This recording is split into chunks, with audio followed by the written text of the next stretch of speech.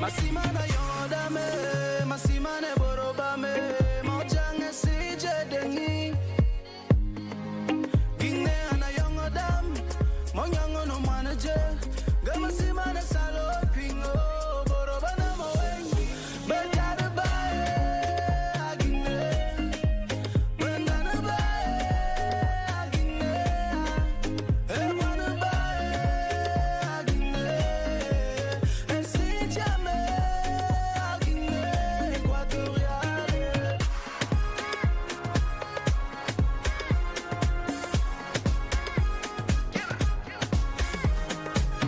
Un pueblo unido Dayaman, aval se no bobisa faman, mono puro guineano mataman, gono moria batete vivuman, orgullo nacional, la seguida soman, gata malabo corisco, Guinea antoyo besaviso, mi wanda andole vino zam, makuma tikwazi etadam, no ebo fanga ya visio, ubisa no bonetes forman mi Guinea, mi tierra.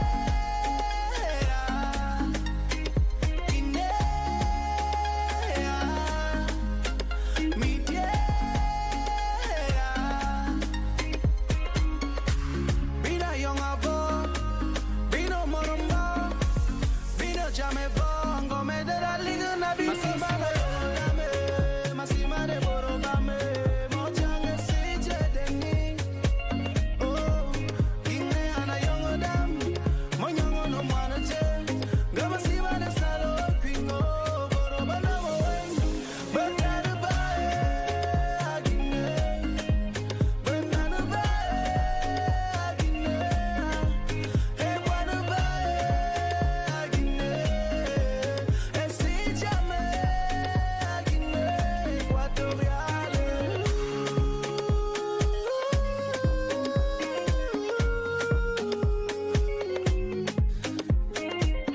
Guinea me llenas de gozo, Caviene bon abososo, Maía se llama Simán el 12 de octubre y el 3 de agosto. Represento mi pueblo, defiendo mi tierra, vaya mandeña más hoy. Ana, ana, ana, onyama me sugu mafuma simbei. Ay narona ya na mungwane bibi na zamana wamo sandendo. Mungana masimane ninga yokuwa masimana walo ya sobong. Esije nebe sije, eja da medodi. Masiman batara bame, koche suwasi. Bina young avo, bino moromba, bino jame bongo, me de la liga na bi. Masimane yorodame, masimane borobame, mojang esije deni. Oh, Guinea na young odam, monyango no manaje, gamasimane salo.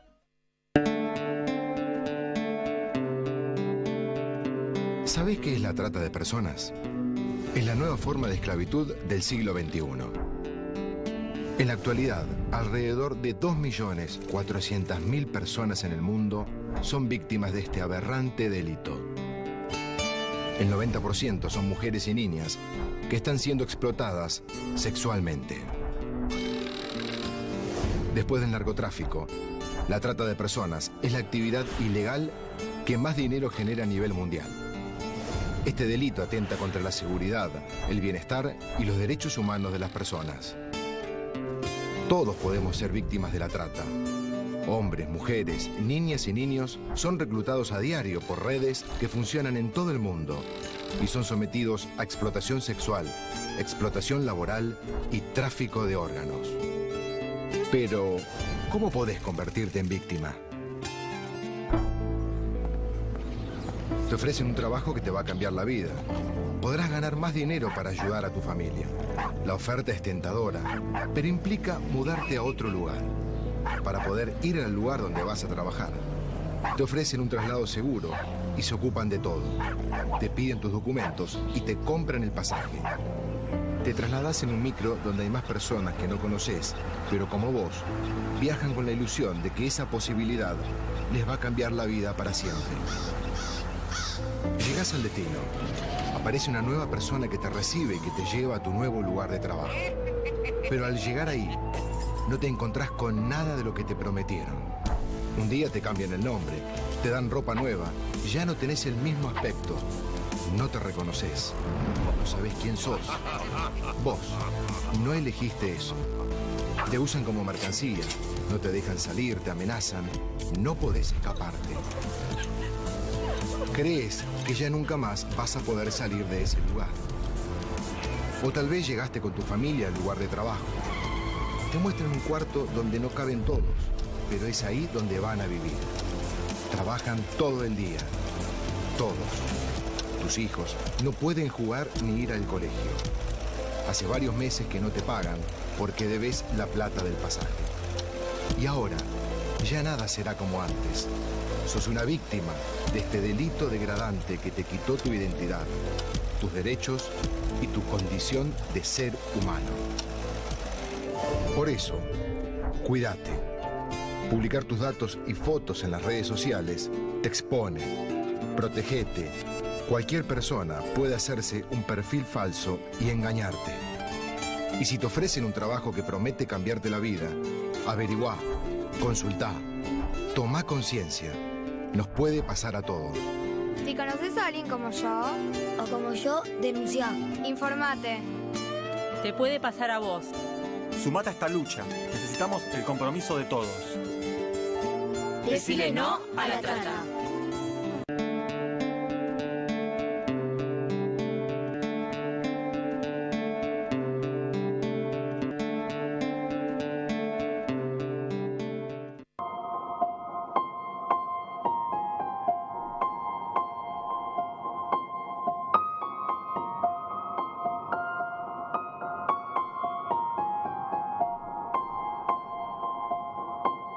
Anemia falciforme, también llamada ciclemia, es una enfermedad hereditaria que solo se transmite de padres a hijos. Esta enfermedad se caracteriza por la alteración de los glóbulos rojos, haciéndolos parecer una hoz. Los glóbulos rojos suelen tener el aspecto de luna creciente o de una antigua herramienta de labranza llamada hoz. De hecho, falciforme significa en forma de hoz. Estas células tienen su membrana alterada y se rompen con mucha facilidad, causando anemia. La hemoglobina, que transporta oxígeno y da color a los glóbulos rojos, es esencial para la salud de todos los órganos del cuerpo.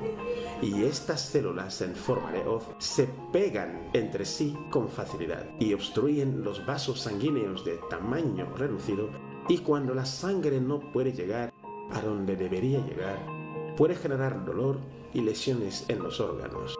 Guinea Ecuatorial es uno de los países africanos donde aún no es conocida esta enfermedad, y su desconocimiento hace que a día de hoy mucha gente no sepa qué medidas tomar en su aparición. ¿Ustedes conocen la enfermedad que se llama anemia falciforme? No. No. Para nada. No. Para nada, ¿no? No, para nada. No tengo tanta información sobre ella. Tras descubrir que la población desconoce la enfermedad, la redacción de este reportaje se ha trasladado en busca de profesionales para tener un mayor conocimiento de la enfermedad.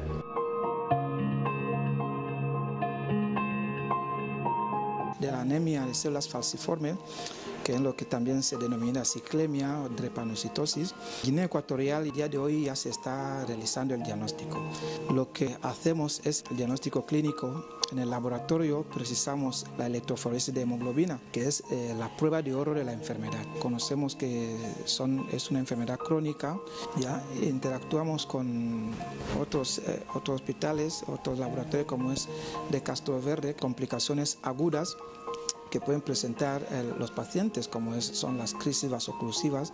En la hospitalización hoy tenemos 32 pacientes y 6 de ellos son anemia de células falciformes.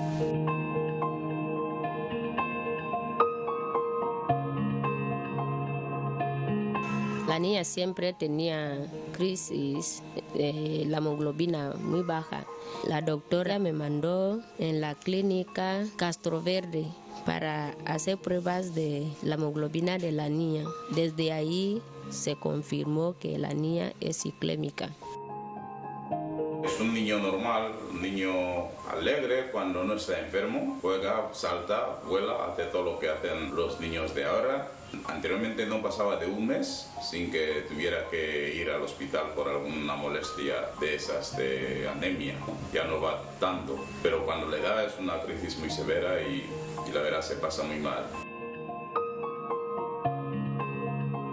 Desde 2015 estamos ayudando a la salud pública de Guinea Ecuatorial a poder manejar mejor las personas con este problema de salud.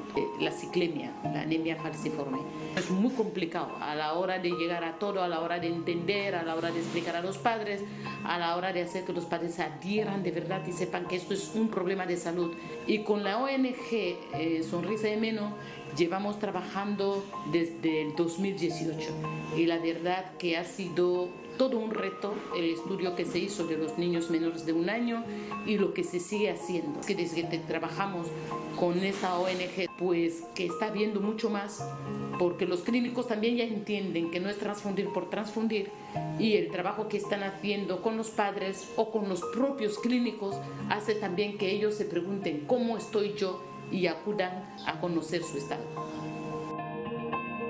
La ONG Sonrisa en Meno es la que ayuda a la población a conocer la existencia de esta enfermedad en Guinea Ecuatorial a través de seminarios, charlas formativas, vídeos de sensibilización en los medios de comunicación nacional. La ONG Sonrisa en Meno es una ONG que se fundó el año 2015 a raíz de una madre que tenía una niña ciclémica. Lo sabemos que la anemia falciforme es una enfermedad hereditaria y crónica que se pasa de padres a hijos y no solamente de un progenitor sino de los dos. Entonces desde ahí a la ONG está trabajando, estamos ubicados en Manapá, hemos formado a sanitarios en tema específico de anemia falciforme y seguimos formando. Periódicamente la ONG pasa por hospital y vemos los niños que están hospitalizados. Si tienen ficha, les hablamos de anemia falciforme, los padres que quieren. Nosotros desde la ONG les facilitamos esta vía. Los niños ciclémicos necesitan la transfusión de sangre. Aunque es cierto que Sonrisa de Meno, con el programa que tiene, se pretende eliminar las transfusiones. Pero de momento que estamos sobre el camino, se necesita sangre para aquellos pacientes. Y no simplemente los padres que son los afectados, cualquier ciudadano puede donar sangre. La ONG Sonrisa en Meno está consiguiendo que la anemia falciforme o ciclemia ya no sea una enfermedad desconocida.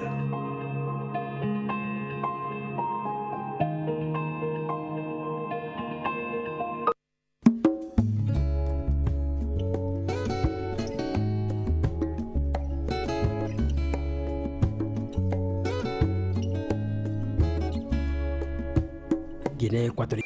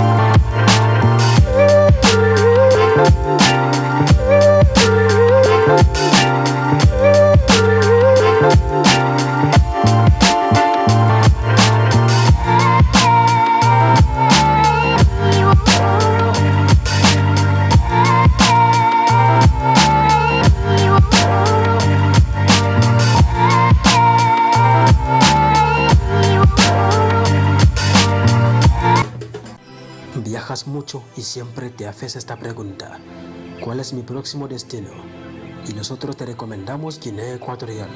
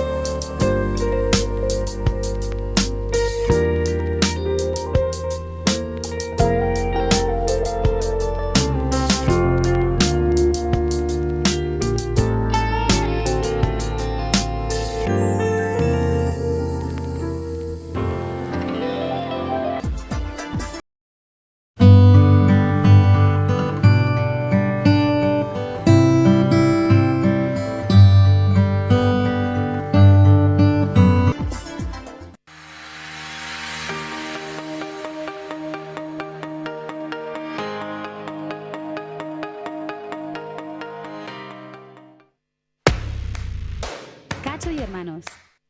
Perfecta combinación de juventud y responsabilidad. Cacho y hermanos. Soporte técnico efectivo. Cacho y hermanos. Monitoreo y asistencia preventiva. Cacho y hermanos. Infraestructuras y equipos de vanguardia. Cacho y hermanos. Garantía de estabilidad y seguridad. Cacho y hermanos. Internet corporativo adaptado a tus requerimientos. Cacho y hermanos. Innovamos el presente para construir un futuro mejor. La temporada navideña llega con ofertas especiales en Ceiba Intercontinental. Viaja Malabo-Madrid-Malabo en clase económica por solo 271.500 francos CFA, con un equipaje de hasta 3 bultos de 23 kilogramos. En Business Class consigue tu billete de ida y vuelta Malabo-Madrid-Malabo por solo 950.600 francos CFA y llévate 4 bultos de 32 kilogramos de equipaje. Oferta válida hasta el 31 de enero de 2023. Ceiba Intercontinental, volando juntos, avanzando juntos.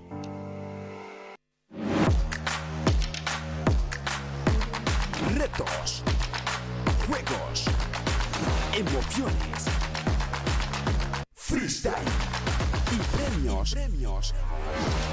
Premios y muchos premios. Todo ello en Muni Show Challenge.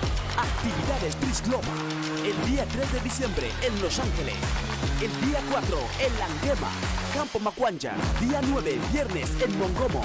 Y en Bata, domingo, día 11. Si Trislova está en la casa, solo faltas tú. No te lo pierdas a partir de las 12 de la tarde. Múnich, fuente de innovación. Este 2022, el Comité de Directores Generales de los Institutos Nacionales de Estadística Africanas, establecido por la Conferencia de Ministros de Economía y Finanzas de la Unión Africana, se reúne en Malabo para discutir cuestiones de desarrollo estadístico en África. El tema de esta 16ª edición es fortaleciendo las capacidades de nutrición y seguridad alimentaria en el continente africano, el fortalecimiento de los sistemas agroalimentarios, sanidad y protección social para acelerar el desarrollo del capital humano, social y económico. En Malabo, durante los días 6, 7 y 8 de diciembre de 2022.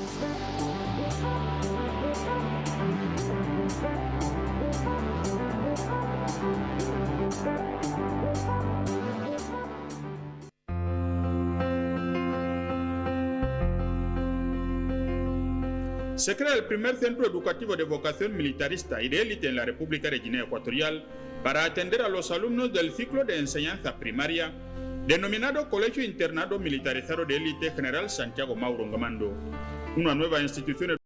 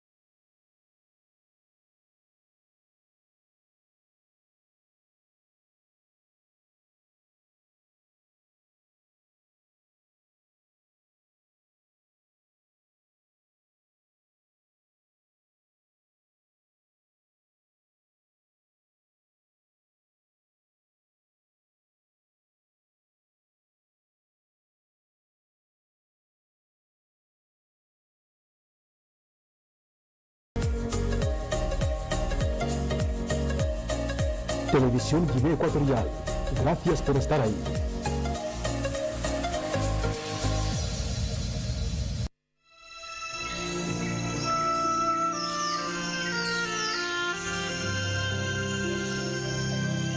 Admira toda la belleza de nuestro país, del mundo desde tu sillón.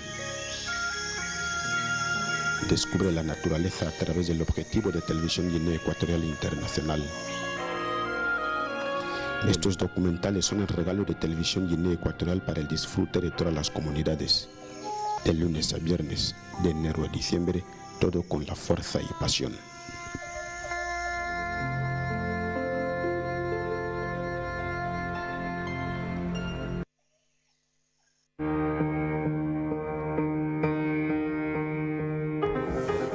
En Radio Televisión Guinea Ecuatorial nos apasiona nuestro trabajo.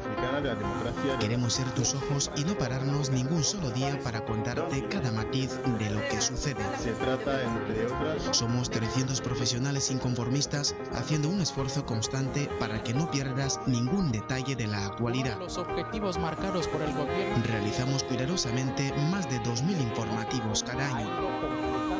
En 8 idiomas diferentes. De hecho, la policía cree que podría... Para que no se lo pierda nadie. El presidente de los Estados Unidos. Para estar cada vez más cerca de ti.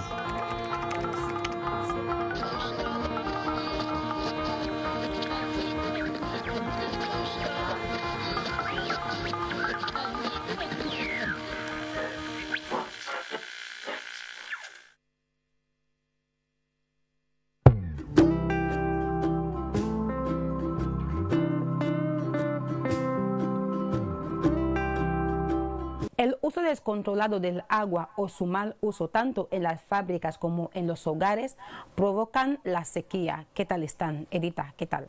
Así es, como también lo son la sequía, que se ha identificado mucho con el cambio climático y con la contaminación del agua dulce. Alguien se preguntará, ¿cuáles son las consecuencias del mal uso del agua? Pues es simple decirle que sin el agua es difícil que sobrevivamos y todos tenemos que hacer un esfuerzo para ahorrar el agua. Así es, porque la contaminación hídrica empobrece al ecosistema y da lugar a la contaminación de la cadena alimenticia, de tal manera que todos necesitamos el agua como para llevar un buen orden en esa cadena. ¿Qué podemos hacer para desperdiciar menos el agua? Aquí van los consejos. 1. Cerrar las tuberías donde hay fugas o salidas de agua. 2. Cerrar bien las canillas después de cada uso de un grifo. Abrir la ducha en el momento de entrar. Recuerda, la responsabilidad es un compromiso de todos. Y hasta aquí hemos llegado. Hasta pronto. Hasta pronto.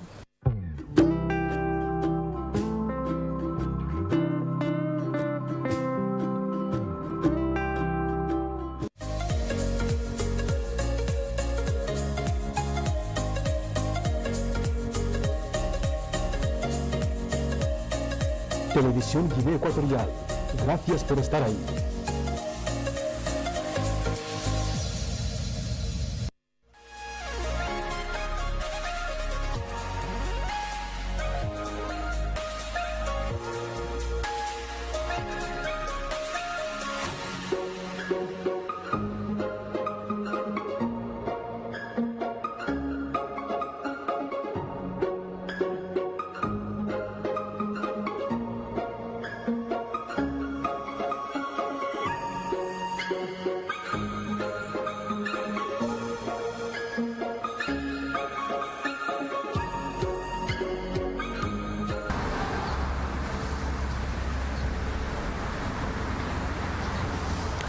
Buen día, seguidores y amantes del programa Gastronomía. Hoy nos encontramos en nuestro restaurante bar Tierra de Sabores y desde aquí vamos a tener que elaborar el plato de esta jornada. Como todos ya saben, cuando marcan las 12 en punto, nosotros venimos con todas las ganas porque sabemos que nuestra audiencia también está ahí esperando lo que nosotros les ofrecemos.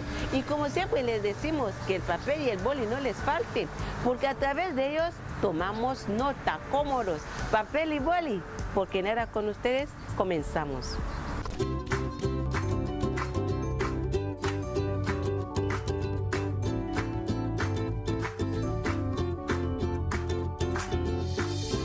Audiencia, como les hemos prometido, y estamos aquí en el interior de la cocina para darles a conocer lo que les ofrecemos en una manera como esta. Sabemos que muchos están ahí preguntando a ver qué nos ofrece gastronomía en un mes como este, en un día como hoy, en estas horas, porque muchos sabemos que sus vientres ya están tocando tambores porque el hambre está empezando a llegar.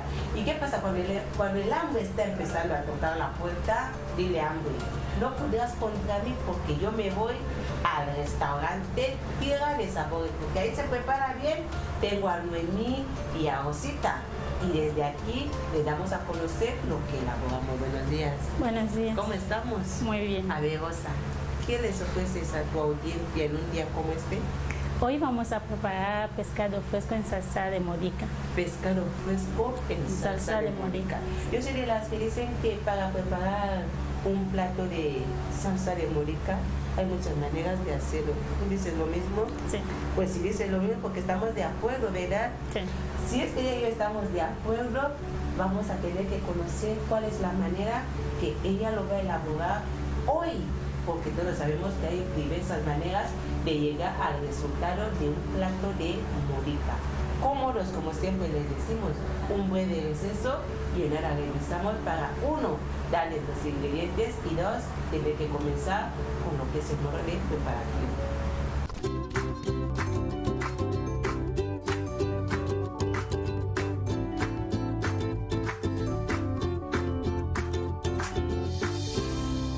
Pues como hemos dicho, ya estamos de vuelta para tener que comenzar con lo que son los ingredientes. ¿Nos das a conocer cuáles son los ingredientes de hoy?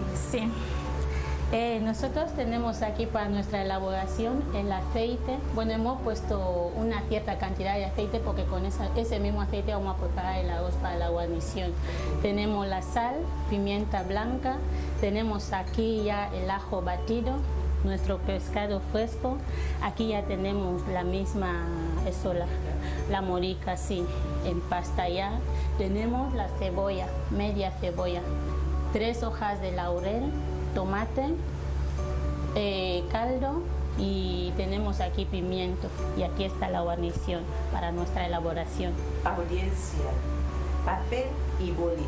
Una vez más recalcamos para esa gente que acaban de incorporarse y cuál se han pedido algún ingrediente. Bueno, vamos a repetir diciendo que tenemos el aceite, la sal, pimienta blanca, ajo, nuestro pescado fresco, tenemos aquí la morica, tenemos la cebolla, pimiento, hojas de laurel, 3, tomate natural y caldo con la guarnición. Que esta vez nadie se haya quedado atrás. Como nosotros sabemos cuando estamos en clase, hay profesores que dictan rápido y hay otros que, como yo, para tomar nota, es porque, ¿qué ha dicho?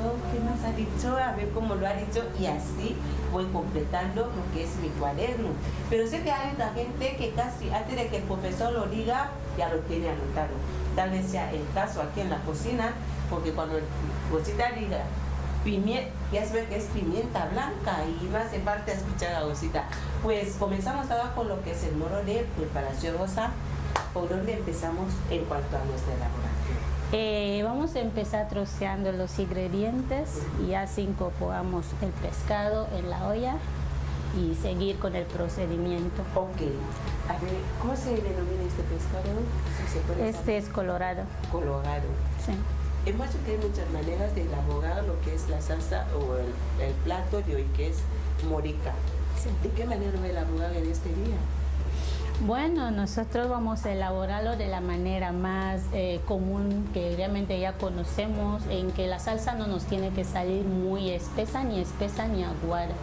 Es la forma que voy a prepararla para nuestra elaboración. Comenzamos, pero ante todo vamos a poner un vasito de agua y revisamos el agua.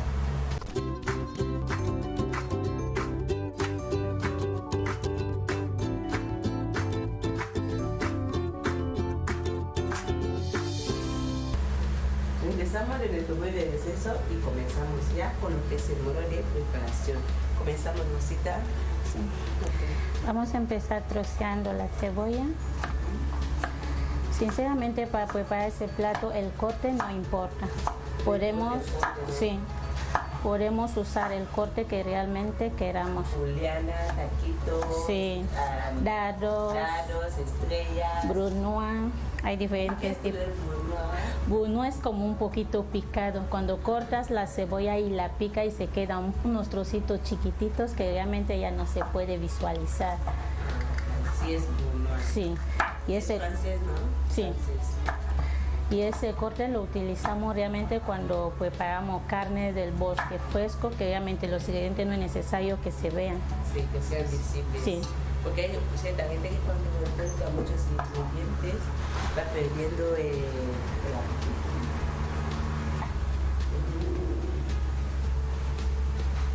ya que estábamos hablando.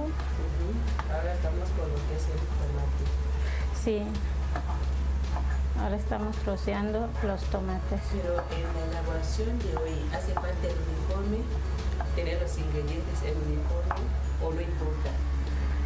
No, la verdad es que no importa, porque sinceramente nuestros platos tradicionales primeramente son platos cómodos, bueno, exceptuando la bambucha, el resto realmente no requieren muchos ingredientes. Por eso puedes cocinar con pocos ingredientes o muchos ingredientes dependiendo de cómo quieres que sea la salsa. Yo siempre uso muchos ingredientes para que los ingredientes sean un poquito más visibles en la salsa.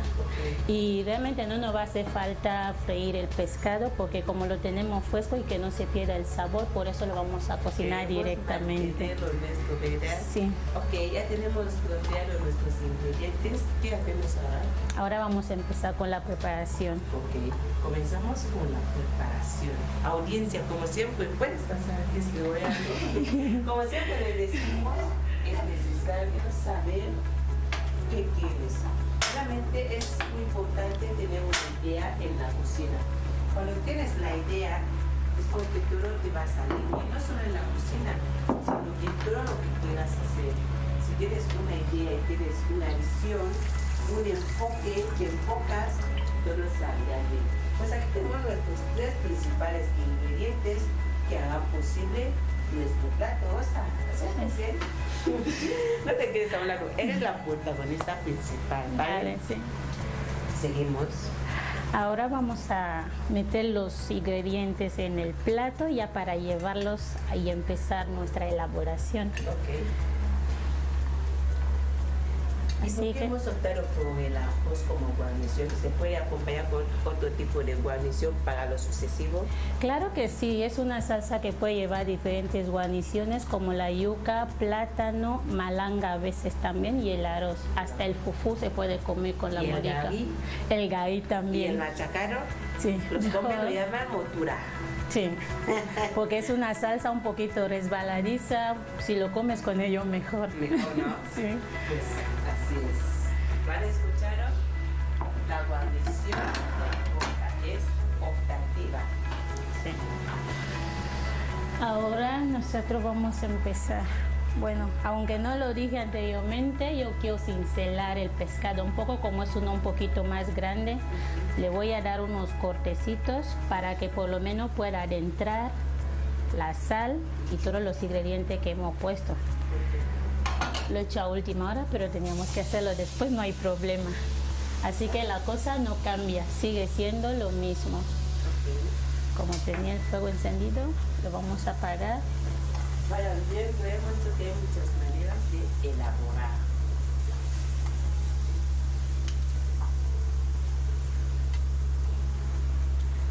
Estamos ya poniendo todos los ingredientes. Lo sigo repitiendo que puse muchos ingredientes porque quiero que realmente cuando la salsa esté cocida, que realmente esté dando un toque diferente a nuestra salsa y por eso hemos puesto.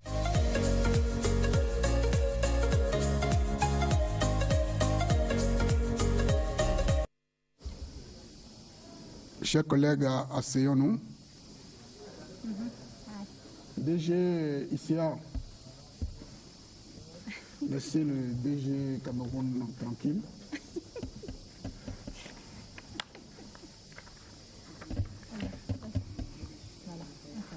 Très bien, chers collègues, ça fait aujourd'hui 1 an que nous nous sommes vus pour la dernière fois dans ce cadre.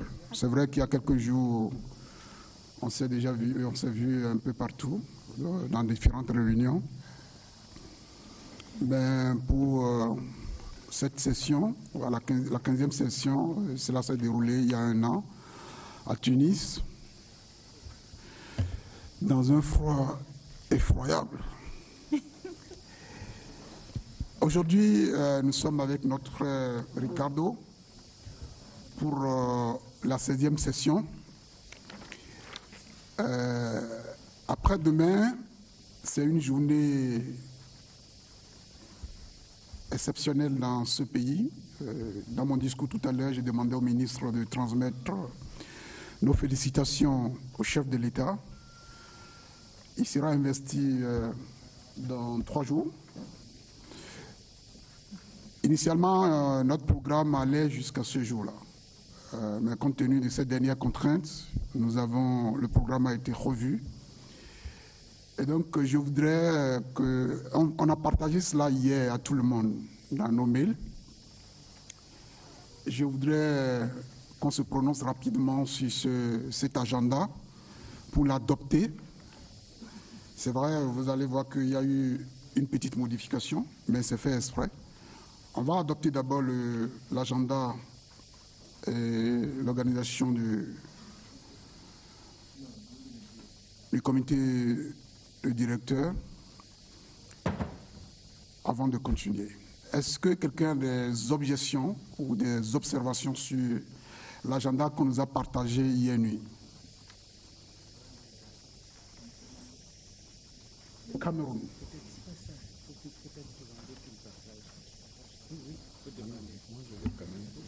Merci, Monsieur le Président.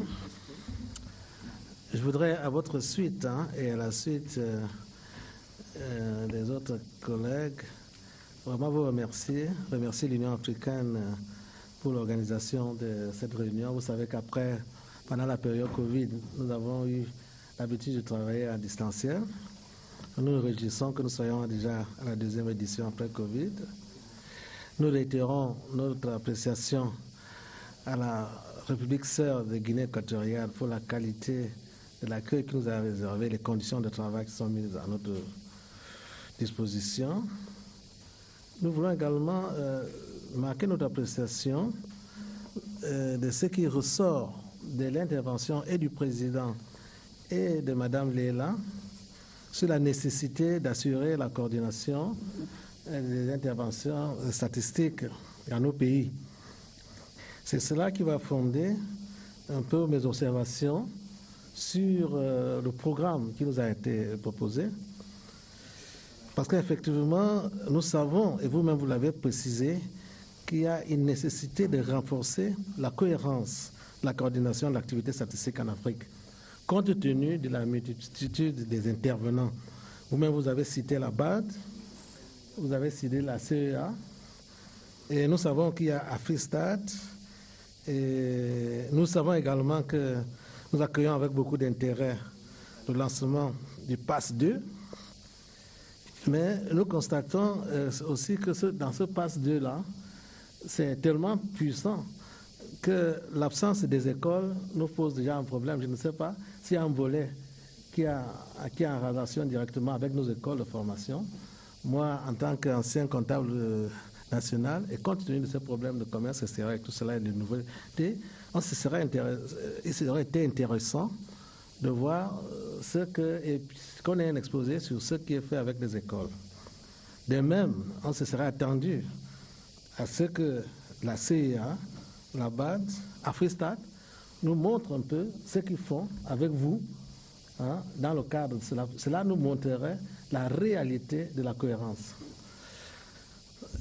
En ce qui concerne le Cameroun, on nous a été expressément demandé, lorsque nous venions en mission, de veiller à ce problème de cohérence entre les différents intervenants dans l'activité statistique au Cameroun. Vous-même, vous avez souligné l'importance de la statistique pour le développement de notre pays.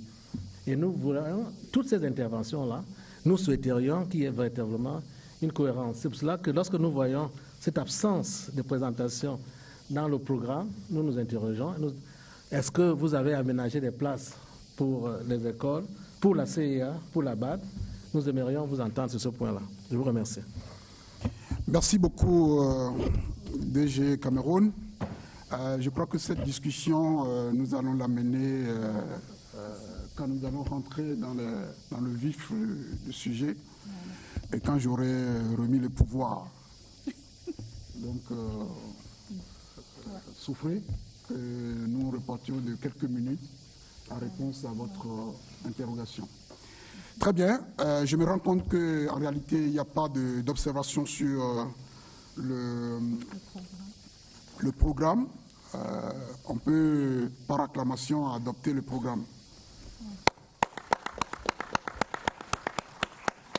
Très bien. Maintenant, l'année dernière, nous avions eu un bureau. Le bureau qui avait été élu était composé de président le Bénin, le premier vice-président le Congo-Brazzaville, deuxième vice-président l'Éthiopie, troisième vice-président la Zambie et le rapporteur était l'Algérie. Comme nous sommes respectueux de la Constitution, le délai du mandat est d'1 an. Donc nous sommes revenus vers vous pour céder le pouvoir au peuple pour qu'on prenne un autre gouvernement. Ceci dit, je crois que Mme Leila va nous dire comment est-ce que nous allons procéder pour que cela se passe sans beaucoup d'heures. Seulement que moi je suis prêt à partir, donc il n'y a pas d'inquiétude. Merci, Monsieur le Président. Donc, effectivement, comme a mentionné le président du 15e CODGS, qu'on va procéder pour l'élection de nouveaux bureaux.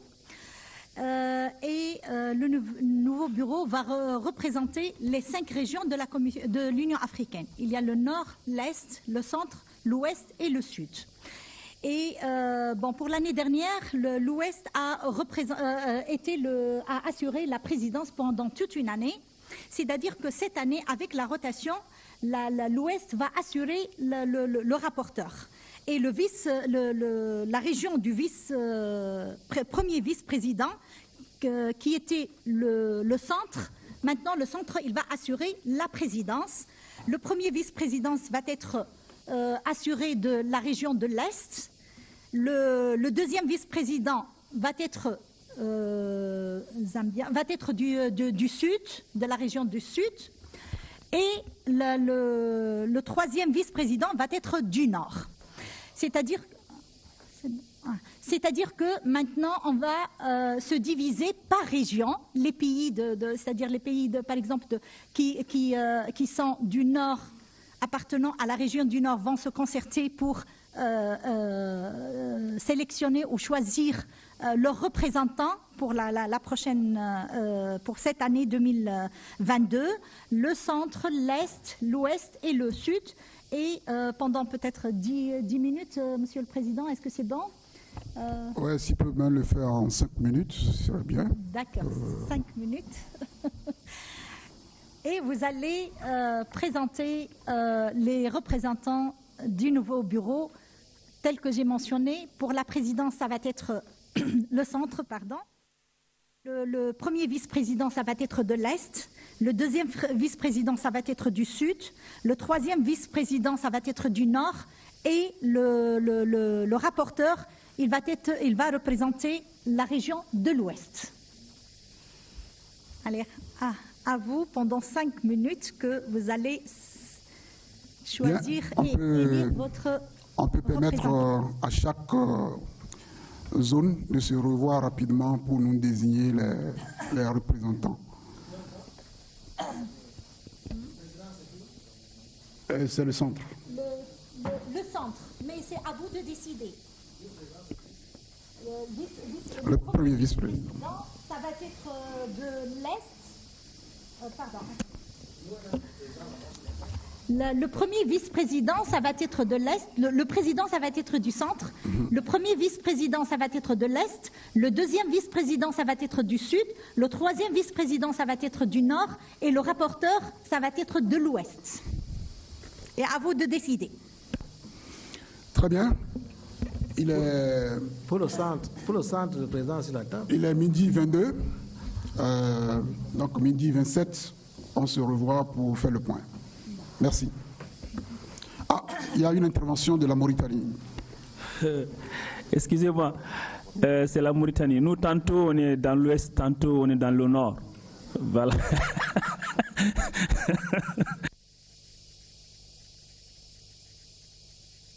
Merci, Monsieur le Président. La Mauritanie appartient au nord selon la répartition de l'Union africaine.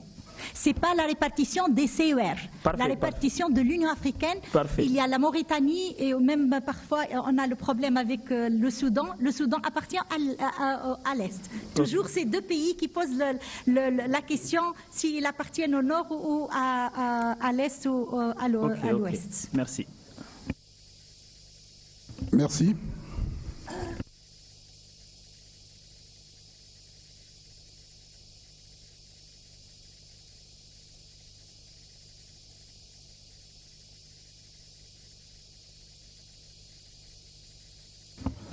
Consensuellement.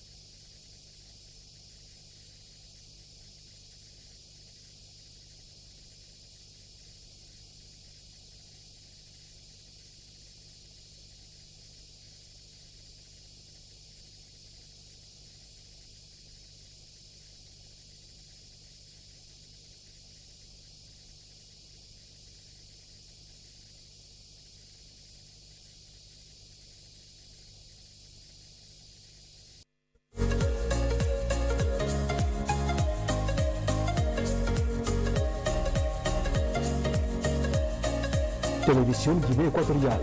Gracias por estar ahí.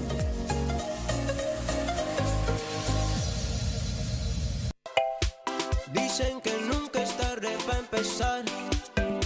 Sigue el programa y aprende, dime qué esperas. Son experiencias, toma nota. Llega a Televisión Guinea Ecuatorial Estética para Todos, un programa pensado para todos ustedes, un programa que te ofrece soluciones eficaces en temas de belleza y estética, donde capítulo a capítulo hablaremos con profesionales especializados en el cuidado y protección de nuestro cuerpo. No se lo pierda. Estética para Todos, próximamente en Televisión Guinea Ecuatorial. Este 2022, el Comité de Directores Generales de los Institutos Nacionales de Estadística Africanas, establecido por la Conferencia de Ministros de Economía y Finanzas de la Unión Africana, se reúne en Malabo para discutir cuestiones de desarrollo estadístico en África. El tema de esta 16ª edición es fortaleciendo las capacidades de nutrición y seguridad alimentaria en el continente africano, el fortalecimiento de los sistemas agroalimentarios, sanidad y protección social para acelerar el desarrollo del capital humano, social y económico. En Malabo, durante los días 6, 7 y 8 de diciembre de 2022.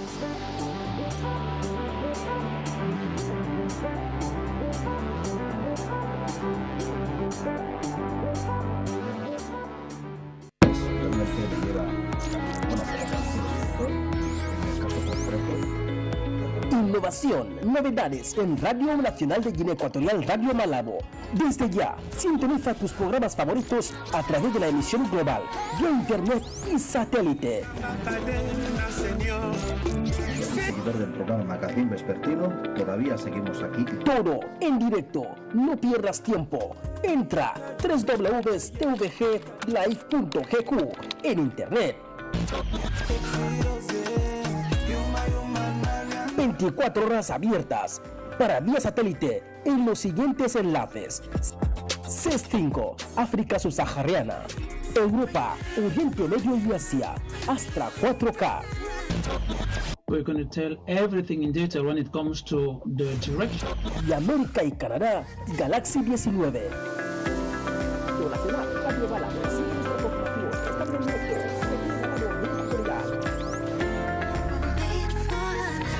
250, que también en otros países y en mi país. Radio Nacional de Guinea Ecuatorial, Radio Malabo, cada vez más cerca de ti.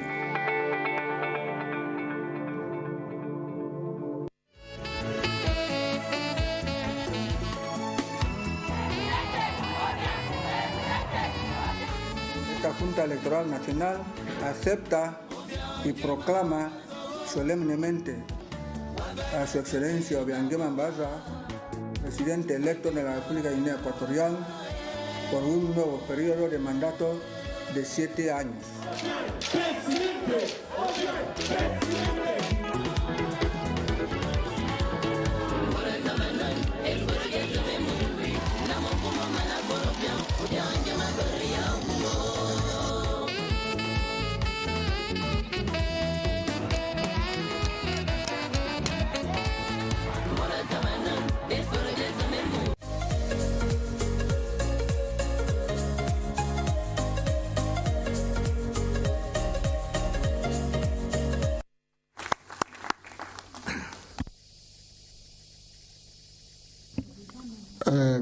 Je crois qu'on est un parti Afrique du Nord. Qui est le représentant? Afrique du Nord.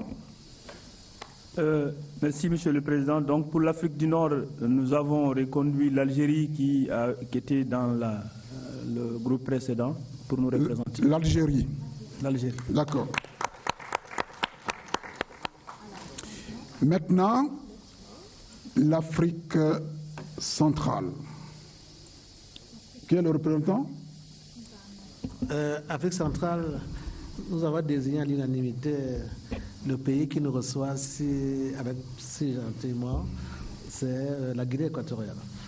D'accord. Merci beaucoup. Bien. Donc, si je fais le récapitulatif, le bureau entrant se présente comme suite.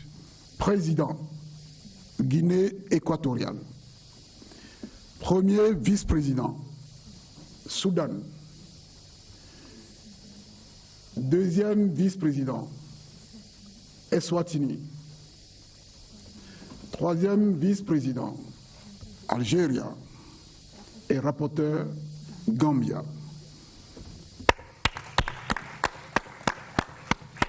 Bien, ceci dit, il est 12h30. Nous allons passer en revue les recommandations de la 5e session, la 15e session, pardon, des DG. South Africa.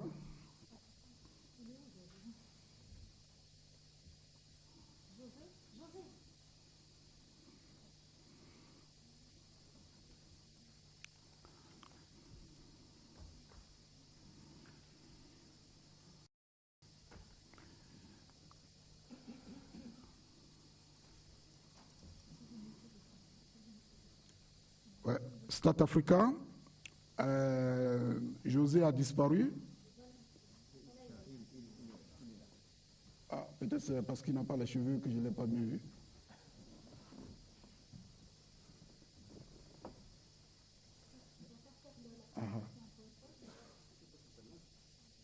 Ah, ben, il fallait vérifier.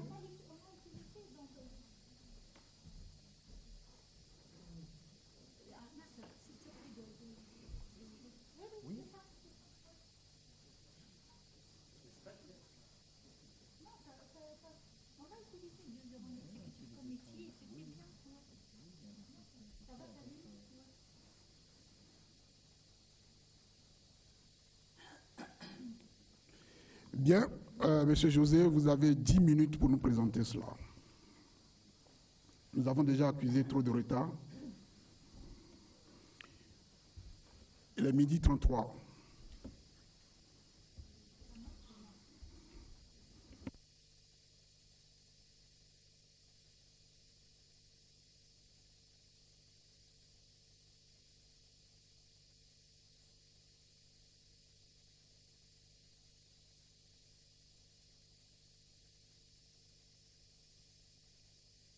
Apparemment, les dieux de la technique ne sont pas avec nous.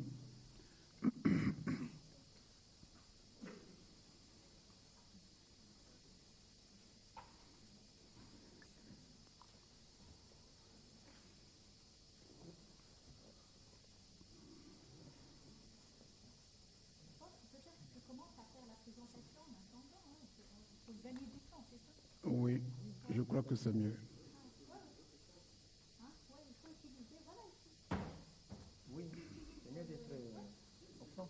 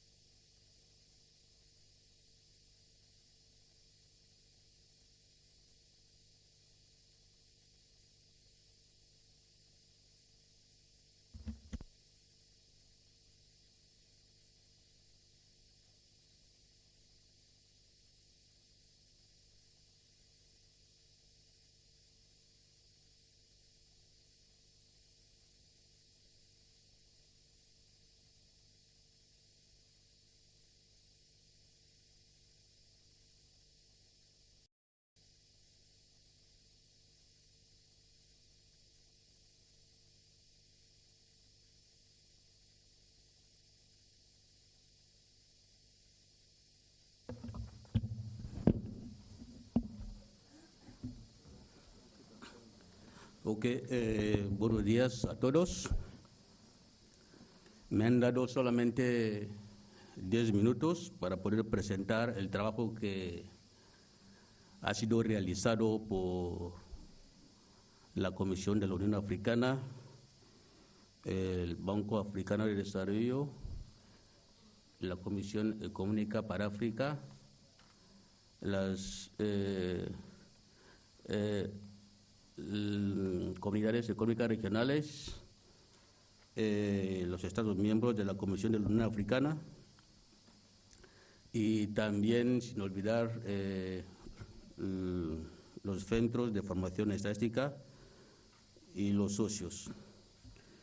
En primer lugar, me gustaría señalar que habíamos tenido en cuenta las recomendaciones que los directores generales de estadística habían formulado durante la 15ª sesión del Comité de Directores Generales de Estadística, y hemos puntualizado 3 puntos: aquellas actividades que están en curso, aquellas actividades que han sido implementadas y aquellas que siguen pendientes.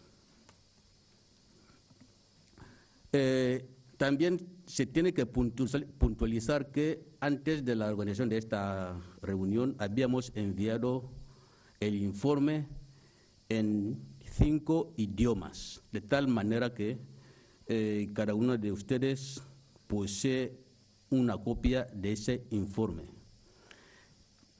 En segundo lugar, habíamos enviado también la matriz de recomendación a los países para que ellos también puedan contribuir a este seguimiento de recomendaciones que fueron formuladas. Al día de hoy, observamos que la recomendación número 1, que no sé si haría falta leer la recomendación, como ustedes disponen del informe y dar en cuenta que el tiempo que nos dispone está demasiado pequeño, voy a ir rápidamente enumerando solamente la recomendación número 1, que en cuanto a situación actual se había realizado. La recomendación número 2, pues no se había realizado, estaba dirigido a la Comisión de la Unión Africana. La recomendación número 3 fue también realizado por la Comisión de la Unión Africana. La recomendación número 5, que dice pedir a la Comisión de la Unión Africana, la CEPA y el Banco Africano de Desarrollo que faciliten la reunión con el presidente del Africa Statistical System y el presidente del Foro de Consejos Juntas de Estadísticas. Bueno, estoy leyendo la traducción exacta del informe. Esa actividad, si miran bien el punto D, no fue realizada, pero la Comisión Económica para África señaló que había una necesidad de organizar una reunión cara a cara sobre las estadísticas con los jefes de las 3 instituciones. Fue un comentario que fue hecho por la Comisión Económica para África. La recomendación número 6, pues en cuanto a su situación actual, es una actividad que está en desarrollo. En cuanto a la recomendación número 7, pues el Banco Africano de Desarrollo hizo un comentario sobre la situación de la actividad y dijo que conducting 8-level policy maker statistical advocacy on independent entre en eso en RMCS. Esta actividad no fue realizada, solamente se dio un comentario. por parte del Banco Africano de Desarrollo.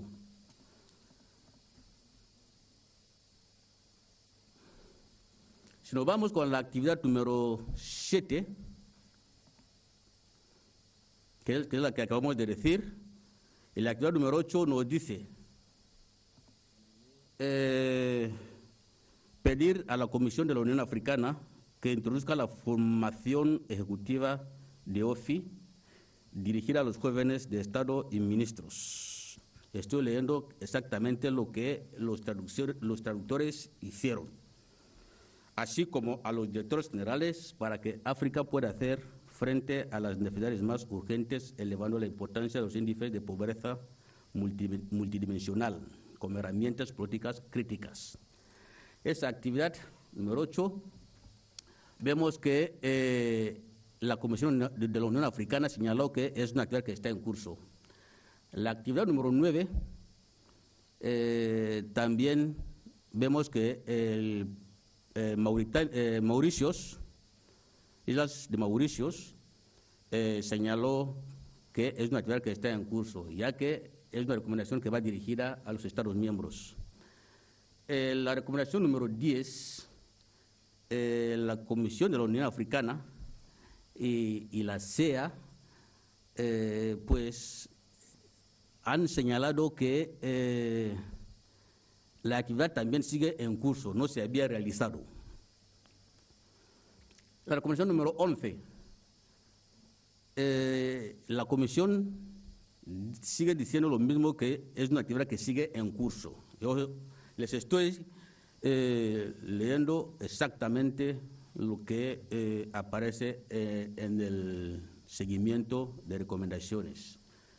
La recomendación número 12, como está dirigida a los Estados miembros, el país de las Islas de Mauricio también había sugerido que esa actividad va a ser una actividad que en curso, todavía no se ha implementado. En la recomendación número 13, la Comisión dice lo mismo, que está en curso. La recomendación número 14, la Comunidad Económica para África dice que esta actividad todavía no se ha implementado. La recomendación número 15, en cuanto a la situación actual, el Banco Africano de Desarrollo pues dice que ya lo implementó. Lo mismo se señala la Comunidad Económica para África. La recomendación número 14, la Comisión dice que esto sigue en curso. La recomendación número 17, pues no se ha implementado. La recomendación 18, Isla de Mauricio, pues había señalado que es una actividad que todavía no se ha implementado a nivel de los estados, en su país, de las Islas de Mauricio.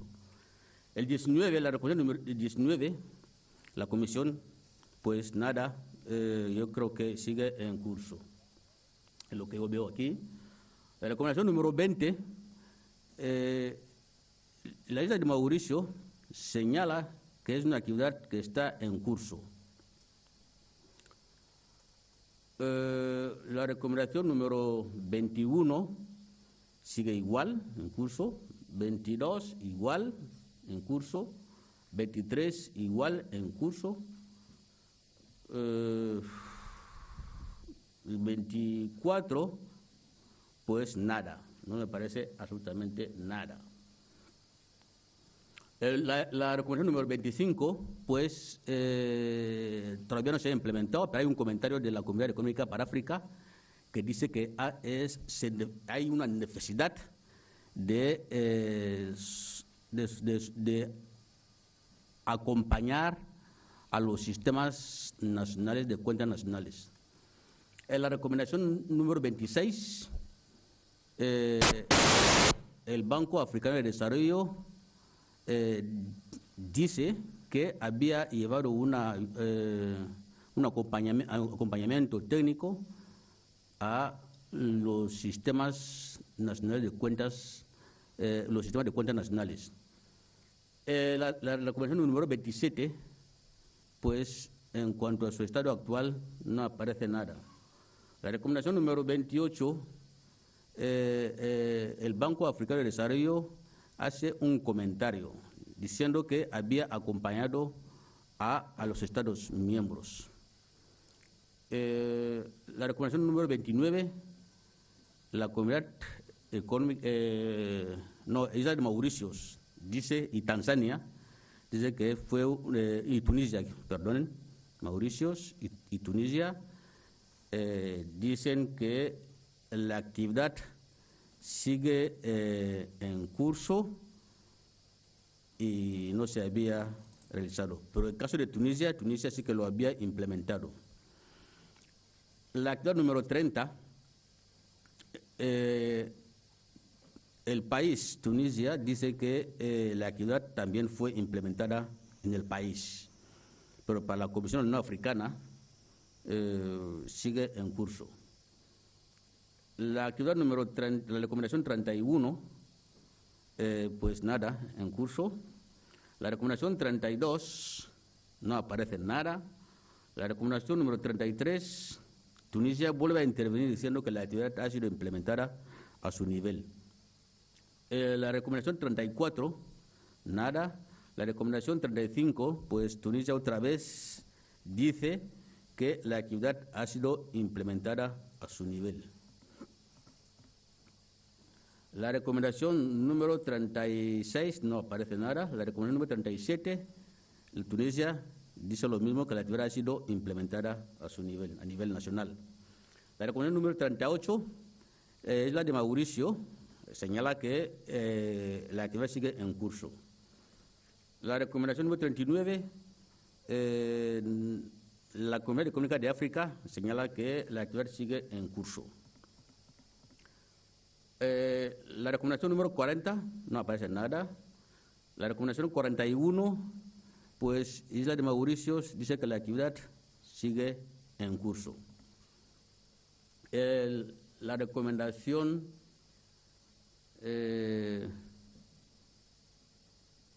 44, no aparece nada.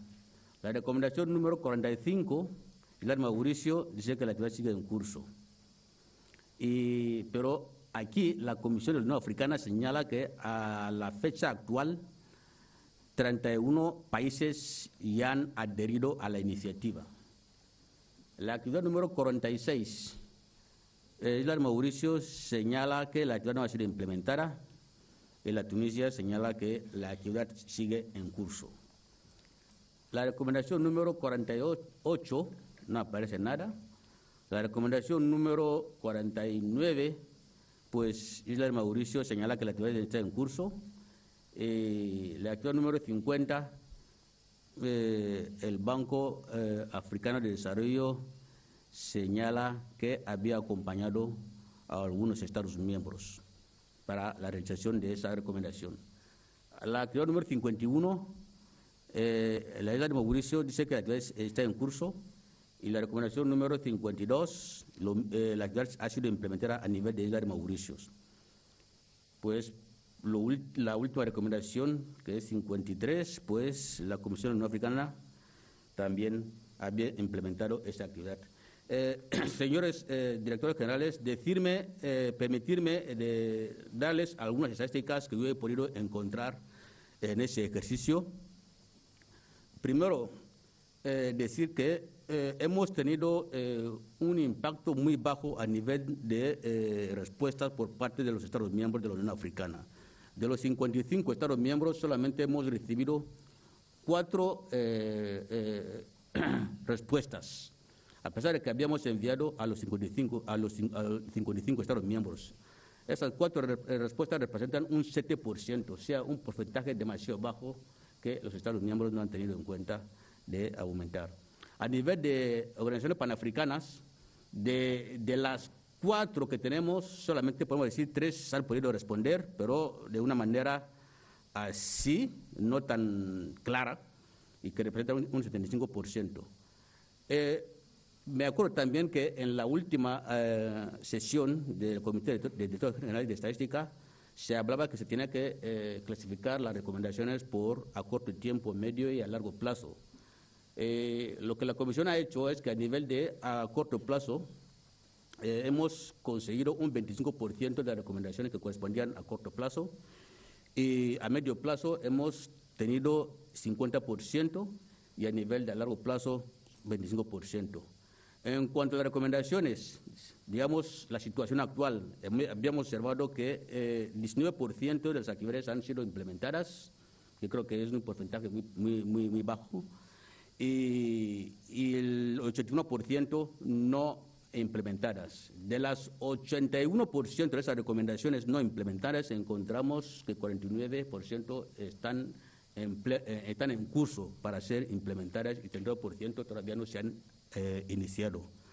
Pues muchas gracias, señor presidente. Eso es lo que yo he podido presentar. Merci beaucoup. J'espère que les collègues ont suivi avec beaucoup d'attention la présentation des recommandations. Je voudrais vous demander de vous prononcer sur ces recommandations. Le débat est ouvert.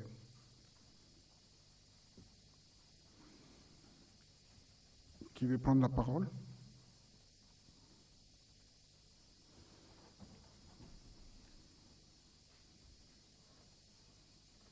Ah.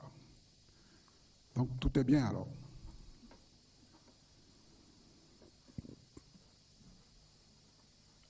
Est-ce qu'il y a d'intervenants? Mauritanie?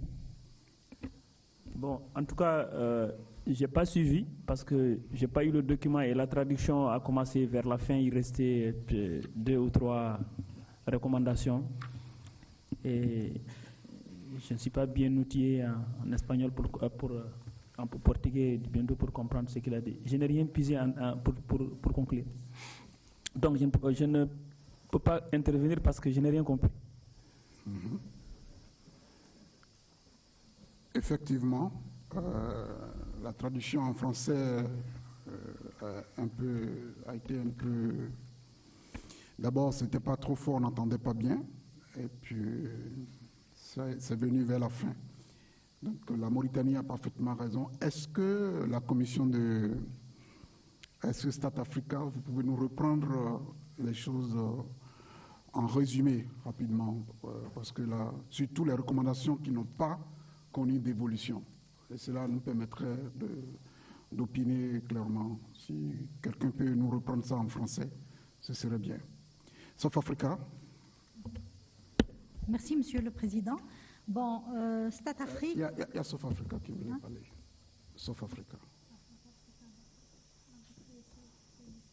Chair, thank you very much.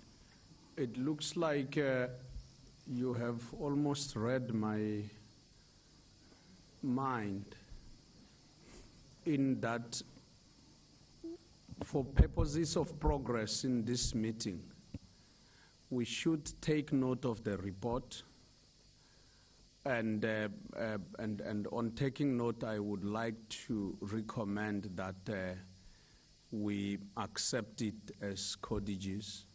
In that process, then the Secretariat, Stat Afrique, should assist us on glaring gaps that are outstanding, many of which can be addressed through the agenda, so that we actually streamline them into the agenda for further discussions rather than discussing them as standalone. And this I say, Chair, in light of your remarks that we seem to have lost a lot of time. Thank you. Merci beaucoup. Je n'ai fait que hériter ça de vous, DG. Vous êtes un grand frère que je respecte beaucoup et je vous copie. Bien. Stat Africa. Bon, merci, Monsieur le Président. Bon, la matrice, elle est en train d'être imprimée. On va distribuer toute la matrice et j'aimerais bien qu'on reçoive vos commentaires peut-être par écrit, c'est mieux pour gagner du temps parce qu'on est déjà en retard. Désolée pour la traduction et pour aussi la projection de la matrice. C'était un pépin technique, ça peut arriver. Mais bon, si vous voulez à la fin aussi, on peut, après que vous recevez la matrice, on peut... Ça dépend de la décision du chair, qu'on peut revenir après. Hein, parce que franchement, on a un programme très chargé. C'était un programme de 3 jours. On a réduit le maximum de présentations pour être comment dirais-je, respecter le programme pour 2 jours. Et maintenant, déjà, on est trop en retard. Merci. Eh bien, j'espère que les collègues ont suivi l'intervention de Madame Leila. Pour gagner du temps, alors, nous allons procéder comme elle a proposé.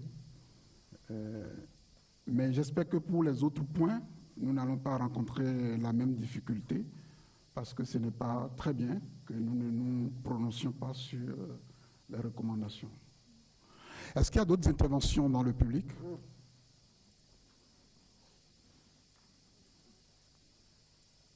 Apparemment, non. Madame Lila, je vous redonne la parole pour nous dire quelle est la suite. Well, normally, now we have to go for the session 3 related to the EU theme 2022. And we have 2 key speakers, FAO and IOM specialized special liaison office. And we have 2 presentations from the countries, Mali and Uganda. And normally we have to start with the new bureau also. Merci beaucoup. En attendant que cette session ne commence, je vais officiellement passer la main à mon frère Ricardo pour lui demander de prendre le pouvoir. Merci.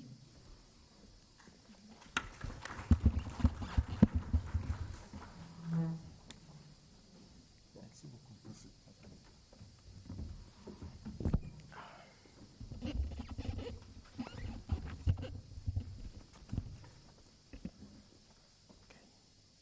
Muchísimas gracias.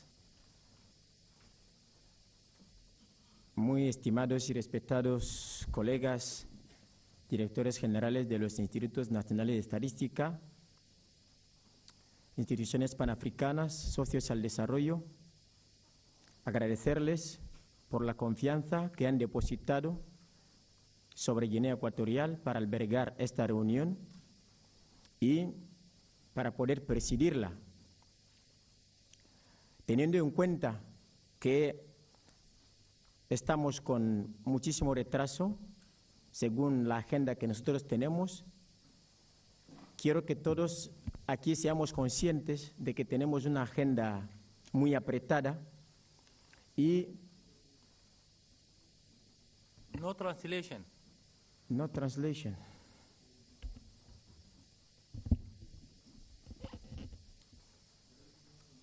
Well, I will have to switch to English, right?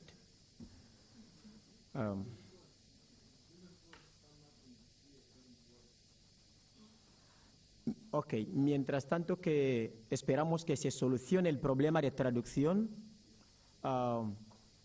voy a llevar la reunión en inglés y esperamos que los colegas del servicio correspondiente tomen las medidas necesarias en la brevedad posible para que tengamos esta cuestión resuelta. Thank you very much. I was saying that, okay, first of all, I wanted to thank every one of you for giving us this opportunity to chair this meeting and to host the 16th CODGS. It is our first time. And we want to learn from you during this meeting, and we expect that every one of you is going to share his or her experience in order for us to improve next time. And we want to apologize for all the inconveniences that we are facing till now, but I hope that everything is going to be fixed and that our meeting shall be conducted in a good manner. So, taking note that we are with delay, now I would like that we go to our agenda and start our discussion with section number 3, okay, with the African Union theme of the year, which is strengthening resilience in nutrition and food security on African continent, strengthening agri-food system, health and social protection system for acceleration of human, social, and economic development. Here in this session, we have 2 presentations or 2 speakers. We will have 1 speaker from FAO, another one from IOM. Now we are starting with the first speaker from FAO. So please, you have the floor. Okay, you feel free, whether you do it there or here. But for the best, okay, that's fine.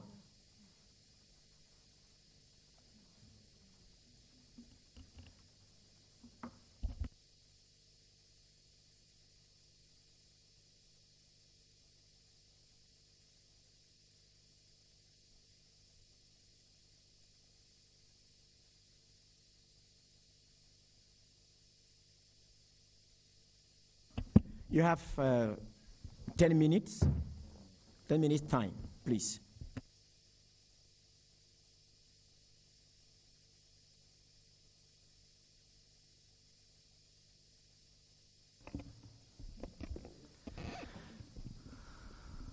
Okay, it's good afternoon to all of you. My name is José Rosero Moncayo. I am the director of the FAO Statistics Division based in Rome. And for me, it's a pleasure to be here with all of you during this important meeting. And even more because we are going to discuss about a topic of utmost importance, which is, of course, the topic of food security and how we measure food security. So I did have a presentation, I did have a slide, so I could basically send that to all of you if you are interested, okay? So right now for technical difficulties we are not having a PowerPoint slide, but in any case, what I'm going to talk about is going to touch upon different aspects, okay? First, I will start making reference to the way that the international community measures food insecurity. Just to make the point that there are different types of food security assessments or indicators that responds each one of them to different conceptual frameworks and also correspond to different objectives of policy. And this in particular important because there is a lot of confusion, okay? There is a lot of confusion about what is what in food security. There is a myriad of numbers out there in terms of how many people suffer from food security, and it's important to make a distinction about the different ways that food security is measured.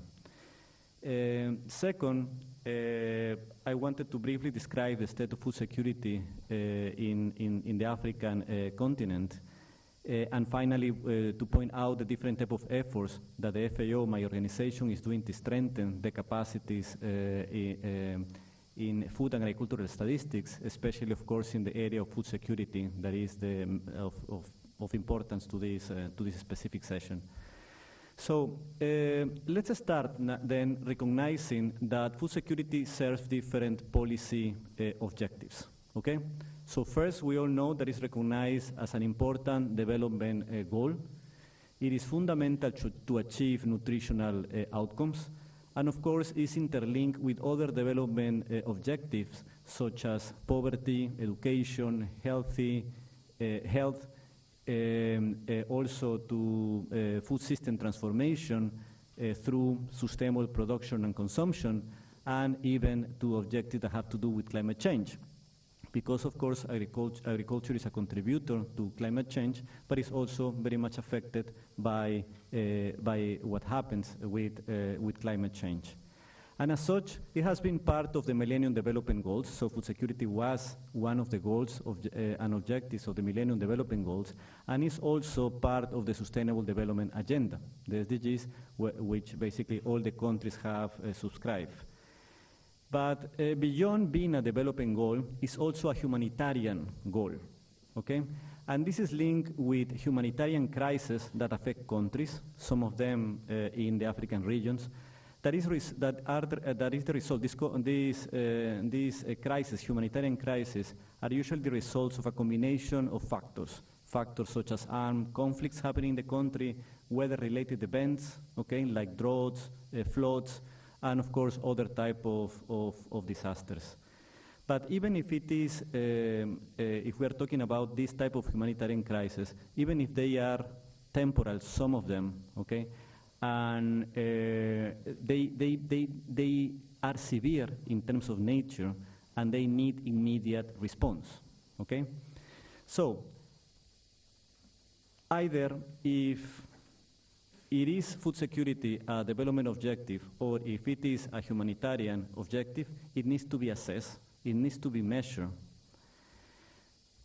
In the case of the African region, of course, food security has been captured in the result framework of the Comprehensive Africa Agriculture Development Program, the CADEP, which has recognized several indicators that have to do with food security and nutrition.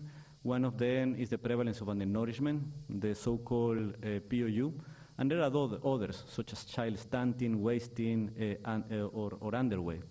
And all of this has been basically elevated by the head of states, of course, with the African Union Malabo Declaration in 2014.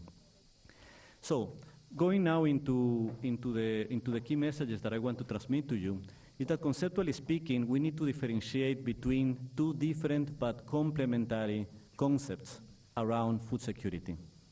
One is what we call acute food insecurity, another one is what we call chronic food insecurity. Okay, let me start with the chronic food insecurity. Chronic food insecurity refers to a structural, long-term inability to access sufficient food to satisfy food requirements. In that sense, this is the assessments on chronic food insecurity aim to identify medium to long-term trends in this more general structural or chronic food insecurity condition of countries, and of course for the design of development policies. So is the chronic food insecurity the one that is measured in the context of the SDG monitoring framework? On the other side, we have acute food insecurity. And what is acute food insecurity? Is this sporadic, sudden crisis, is related with sporadic, sudden crisis that can limit people's ability to procure food in the short term to the point that lives and livelihoods are at risk. So its assessment aims to provide the most recent actionable information on the state of food security in emergency context and humanitarian response. That is why the concept of acute food insecurity is more related to the emergency response framework. Now, going back to chronic food insecurity or the SDGs, which are the indicators that we use to measure food security? We use the indicator 2.1.1 of the SDGs, which is the indicator of the prevalence of undernourishment, and we use the indicator of the prevalence of moderate and severe food insecurity based on the food insecurity experience scale, which is the SDG indicator 2.1.2. Okay? Again, these two indicators in the context of the SDGs. Now, for acute food insecurity, how it is measured, acute food insecurity, is based on the so-called integrated food security phase classification of the IPC. And it's also a similar exercise that is called the Hadré harmonisé. So, let's try to see each one of these type of indicators. The POU, the prevalence of undernourishment, again, in SDG indicator 2.1.1, is the percentage of people whose habitual food energy consumption is lower, okay, than what it is needed in terms of energy requirement. So in terms of measurement, is basically modeled as a distribution of food energy consumption. And in order to be able to implement this probabilistic model, we need to have information about the mean of the distribution. That's the so-called dietary energy supply that is derived from the so-called food balance sheets that countries put together. It also needs another parameter of the distribution, which is the inequality of the distribution, and that is derived from information coming from the food consumption surveys that countries collect, or also the expenditure surveys. And we need another parameter, that is parameter of the minimum dietary energy requirement in the country, which basically is derived for every single one of the countries using the structure of the demographics of the population. In the case of the food insecurity experience scale, and this I'm changing to SDG indicator 2.1.2, basically has been developed to go beyond chronic hunger, because the POU, the one that I referred just recently, measures chronic hunger, the most severe state of chronic food insecurity. Okay, but at the moment that we enter into the SDG agenda, the SDG agenda was conceived to be an agenda for the whole world. Okay, it was a global agenda. And for that, you needed to have the possibility to measure food insecurity at different levels that are also important not only for developing countries, but also for the developed world. So the indicators that are based on the food insecurity experience scale is a response to that kind of challenge, and are based on the perspective of people experience around access to food.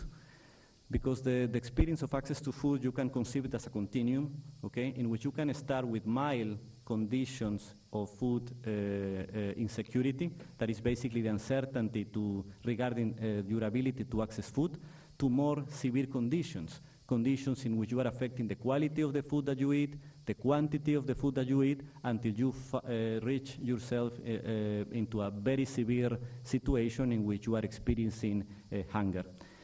So SDG 2.1.2, based on the food insecurity experience scale, is based on a questionnaire with 8 questions that basically ask the interview person about the conditions and behaviors that reflect constraints about access to food.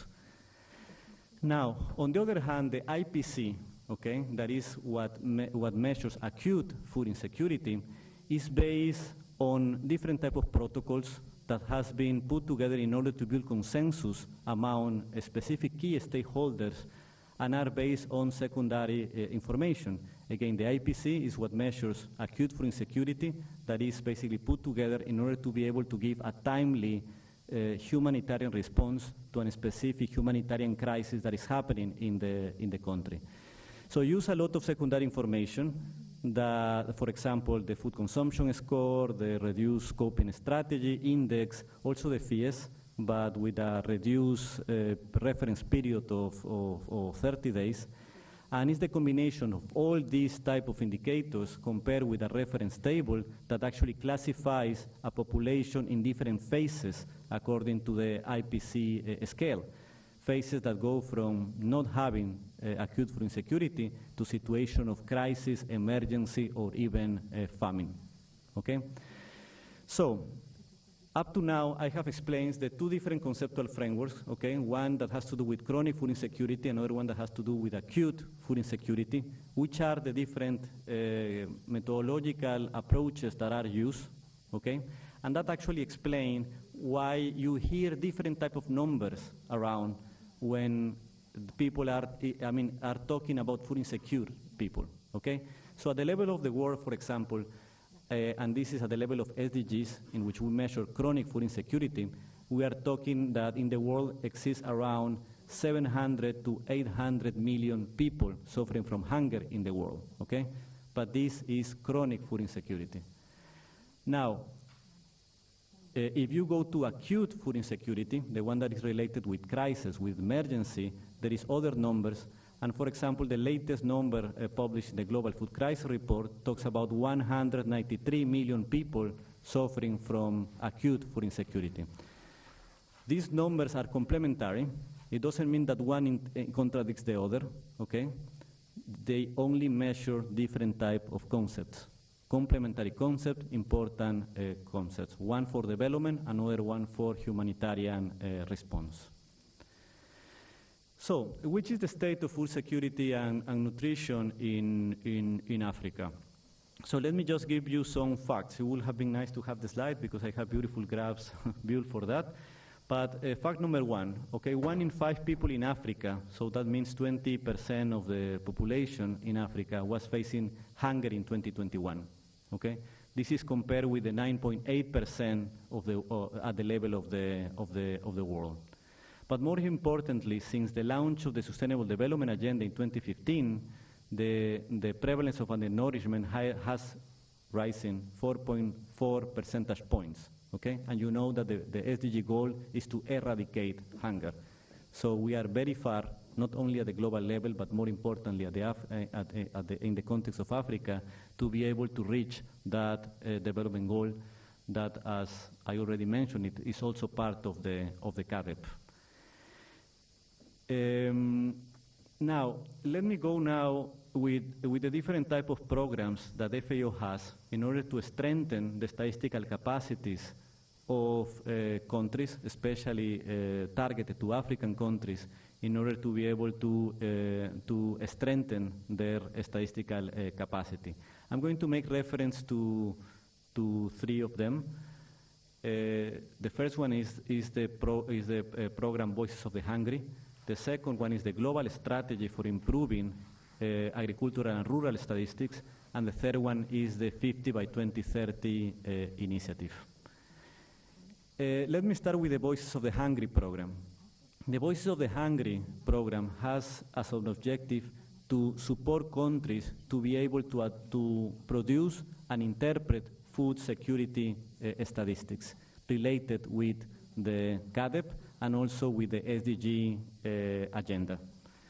So by this program, the Voice of the Hungry, what we do is we make several capacity development activities. We provide virtual and face-to-face training and workshops to staff from ministries and also national and regional institutions. In what? In the collection, analysis, interpretation, and use of food security statistics, the ones that are related with the SDGs and the CADEP. And we also support the countries to build reports, okay? To build reports on food security. So at the level of the African region, only in the last year, I had a wonderful map showing all the countries in which we have provided support, but we have been able to provide support in the last year to 18 African countries, again, providing support on how to collect the data and how to analyze the data. So in the case, for example, of Tanzania and Senegal, we have analyzed, finishing just a minute, we have analyzed, we have helped them to Tanzania and Senegal to analyze national surveys. We have been able to support them to estimate SDG indicators 211 and 212. We have also supported them to develop national reports on food security, and we have been able to train more than 40 national experts in both countries, again, on how to compute these indicators. Now, in the second program that I was going to make reference is the Global Strategy for Improving Rural and Agricultural Statistics. Probably some of you know them well because it has been around for at least 7 years.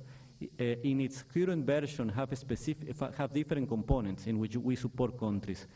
In the component of strategic planning, we support countries to build the strategic plans for agricultural and rural statistics. In the component of training, we work with our colleagues of UNECA, and we support countries giving scholarships at the level of masters for officers on national statistical offices. And also we provide basic trainings in agricultural statistics. We also provide trainings in leaderships and also in communications of statistics.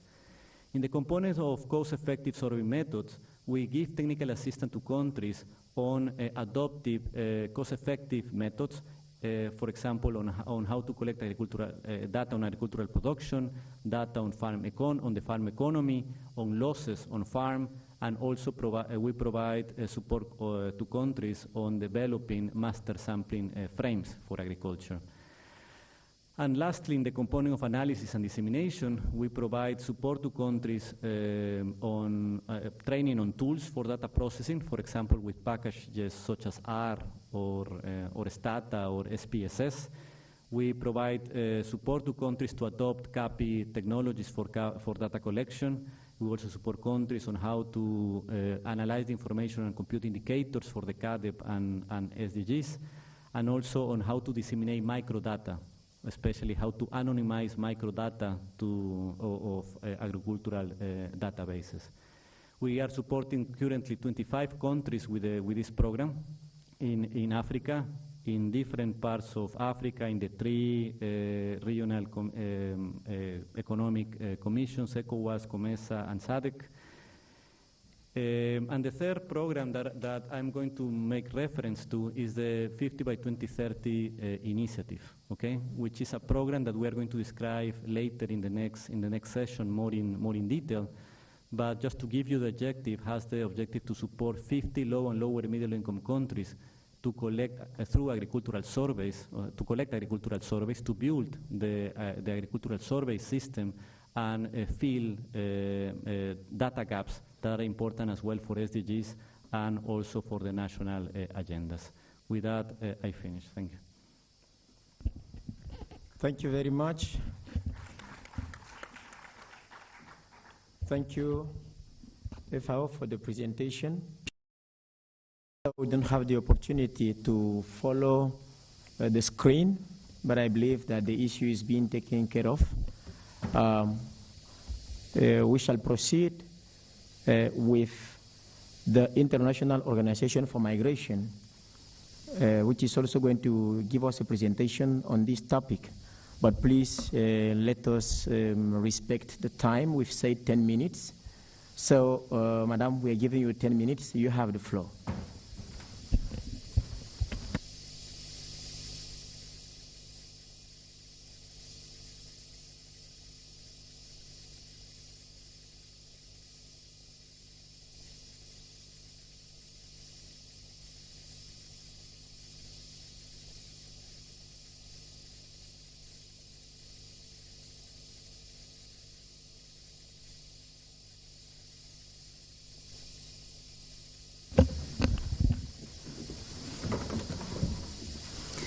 Thank you, Chair. Excellencies, Chair of the Bureau, distinguished member state delegates, Head of StatAfrique, Madam Leila Ben Ali, partners, colleagues, ladies and gentlemen, good afternoon. It is an honor and pleasure to participate in the deliberations of the Committee of Directors Generals of National Statistics Offices on the progress made on the implementation of the revised strategy of harmonization of statistics in Africa at continental, regional, and national levels. I'm here today representing the Director of the International Organization Migration, Special Liaison Office to the African Union and the UN Economic Commission for Africa, based in Addis Ababa, Madame Mariama Mohamed Sisse, who unfortunately could not make it here as earlier planned. First, allow me to congratulate the African Union leadership and distinguished member states delegates for convening to deliberate on this all-important theme of the Union, the strengthening of resilience in nutrition and food security on the African continent, with reference to the strengthening of agri-food systems, health, and social protection systems for the acceleration of human, social, and economic capital development. I would also like to use this opportunity to appreciate the government of Equatorial Guinea for the warm reception we've received so far to this beautiful land. Finally, I would like to express my utmost gratitude to the African Union Institute for Statistics, StatAfrique, for inviting the International Organization for Migration to share some perspectives on this important topic. Now, in line with the theme of this meeting, kindly allow me to postulate on some data.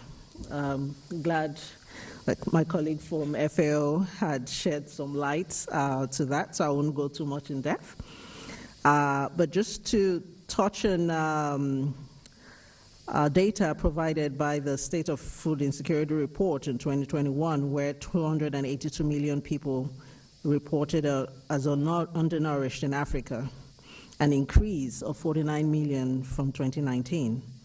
Sub-Saharan African mostly affected, with 24.1% of the population, and North Africa with 7.1% undernourished. As a continent, we're also witnessing the adverse effect of climate change as it impacts agricultural and food production, as well as shared natural resources like land and water, which is challenging social cohesion and fueling grievances related food insecurity. Food and nutrition insecurity is a contributing factor to the emergence and duration of conflict, while conflict remains one of the biggest drivers of food and nutrition insecurity in Africa. According to the Global Report on Internal Displacement, Africa accounted for 37% of the global figures. That's 38 million internal displacements, with 11.6 million people displaced by conflict and violence, which is more than 80% of the global figures, and 2.5 million people displaced by disasters. With the onset of the COVID-19 pandemic, amidst the continent grappling with other epidemic outbreaks, natural disasters, socioeconomic, political, and conflict situations, we've seen a contraction on global gross domestic product, and a downturn has been further exacerbated by the Ukraine situation. These multiple and complex crises have put a strain on existing fragile structures, limited resources, and has further contributed to the decline in the resilience of an already vulnerable situation. It goes without saying that data is pivotal. Within the global context, the Sustainable Development Agenda 2030 underlines the importance of high quality and timely disaggregated data to guide decision-making and help measure progress on development. Similarly, the Global Compact for Safe, Orderly, and Regular Migration, in its first objective, calls for the collection and utilization of accurate and disaggregated data as a basis for evidence-based policies. From a continental purview, Excellencies, the inspiration for human, social, and economic capital development emanates from Agenda 2063, which outlines a strategic and transformative agenda for member states' priorities in poverty reduction, fighting inequality, promoting gender equality, and overall socioeconomic development. The African Charter on Statistics brings this to bear, as it underlines the vitality of statistical information for decision-making and the availability of quality and comparable statistics to monitor and strengthen economic and social integration and sustainable development in Africa. As an international actor in the field of migration and mobility, IOM is invested in statistical development in Africa and the utilization of data for good migration governance outcomes and the enhancement of the positive impacts for migrants, their families, communities, and societies in general. As envisaged under the Migration Policy Framework for Africa and its Plan of Action, IOM has consolidated a strategic partnership with the African Union and with its specialized institutes that drive statistical operations, namely StatAfrique, the African Migration Observatories. Secretariat member of the Technical Group on Migration, one of the 18 SHASA technical groups, IOM has been instrumental to strengthening the process of harmonizing migration statistics in Africa. We have also co-supported the launch of the African Migration Data Network with the aim of promoting a continental exchange of good practices on migration data issues to facilitate coordination and collaboration between network members in the implementation of initiatives related to migration data, and to improve their effectiveness through dissemination and awareness raising.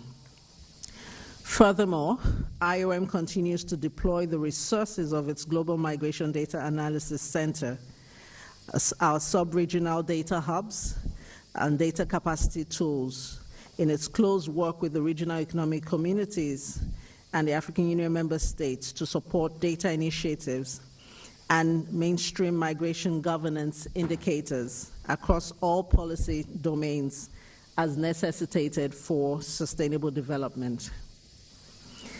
To translate into action the ambitious commitments provided for under these global and continental frameworks for the acceleration of human, social, and capital development, kindly allow me to posit 3 recommendations. 1, a holistic approach to sustainable development. From the foregoing, food and nutrition insecurity, health, climatic change challenges, and conflict are interconnected, with migration often as an adaptation. It is important that a whole of government and whole of society multi-sectoral approach, which also strengthens community systems, is adopted to address the synergistic challenges in Africa. This calls for stronger approaches on the humanitarian peace and development nexus within the context of mobility. 2, inclusive and accessible data and statistical systems. The terms of such commitments in Agendas 2030 and 2063 that govern data management and governance points to inclusive data practices, which are mostly overlooked in high-level policy discourse, and which is a strategic tool for building back better. Many marginalized groups, persons in vulnerable situations, including migrants, are often excluded.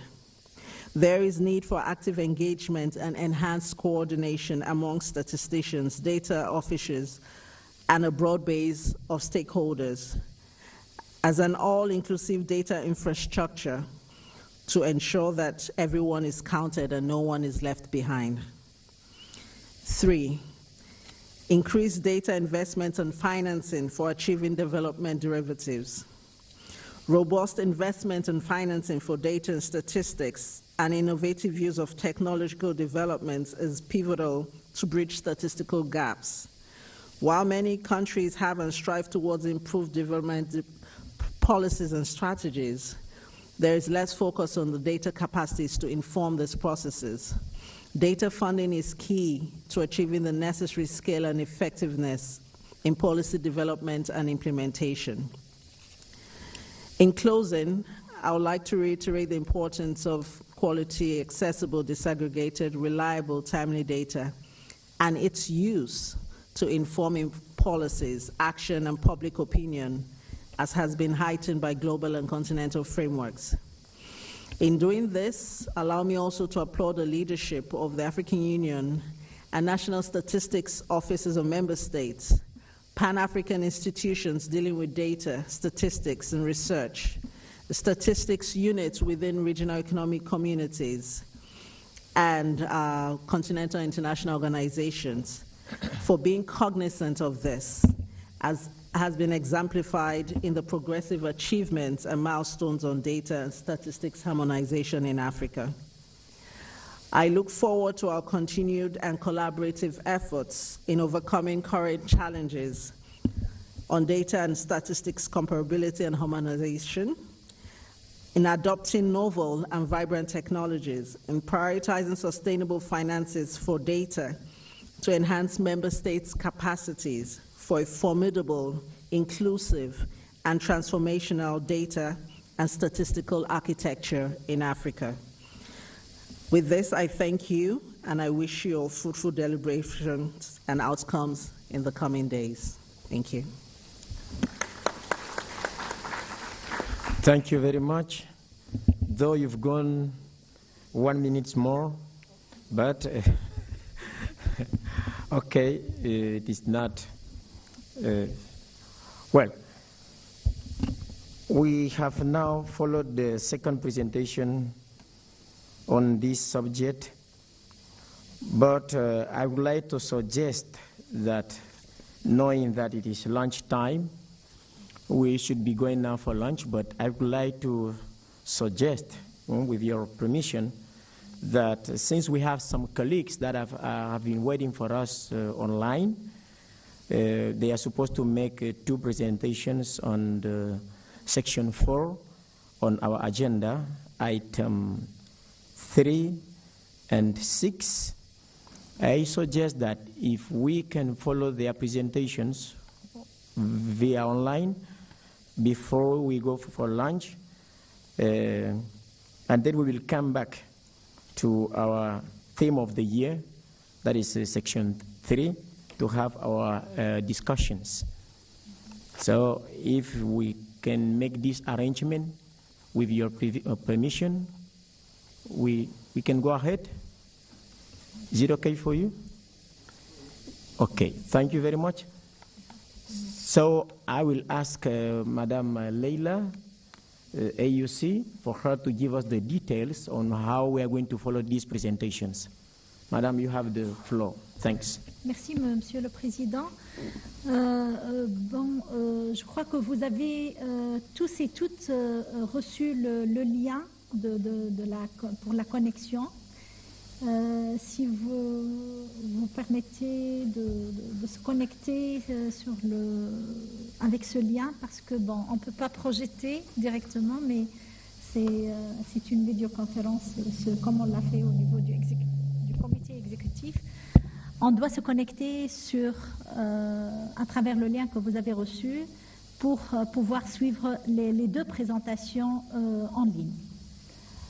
Je vois que les collègues du BIT sont connectés, mais j'attends les collègues de la Banque mondiale, du Washington Group pour se connecter, mais on peut commencer à procéder avec les représentants du bureau du BIT.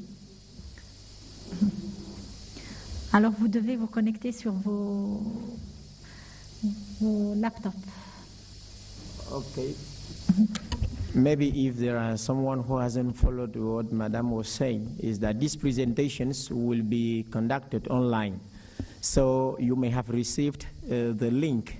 All participants may have received the link in order to get to the meeting, to follow the presentation. So if you can open your laptop and get into your email box, and see if you have the link, and then you get into the presentation. Thank you.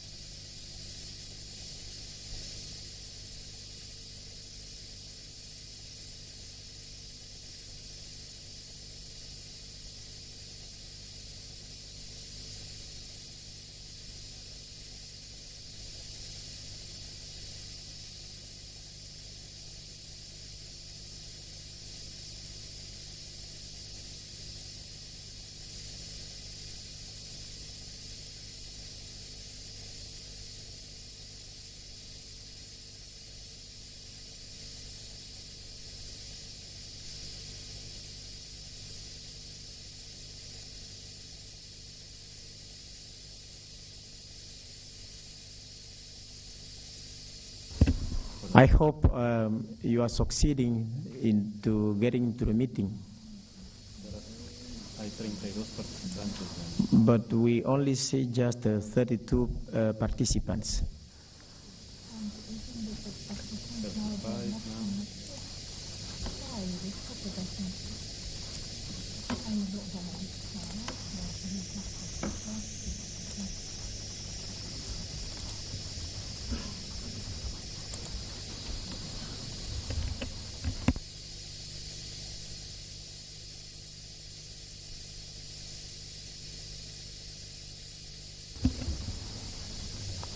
Now we are 40, 41.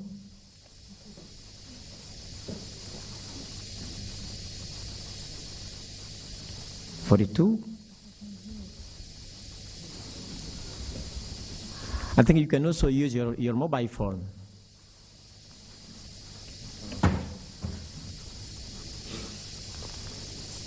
$43. Yes.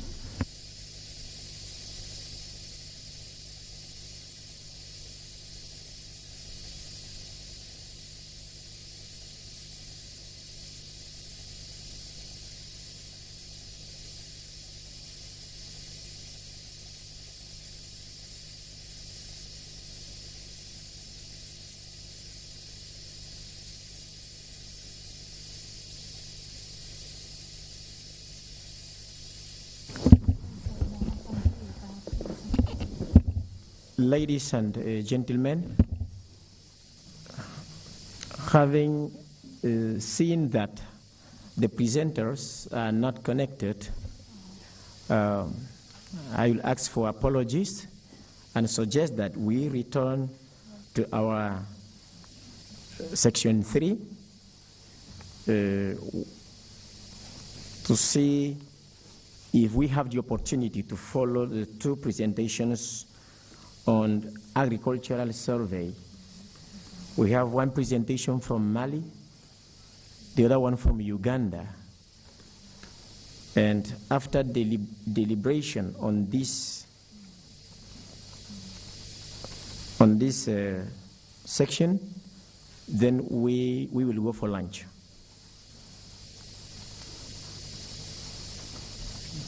So, may I call upon our colleague from Mali?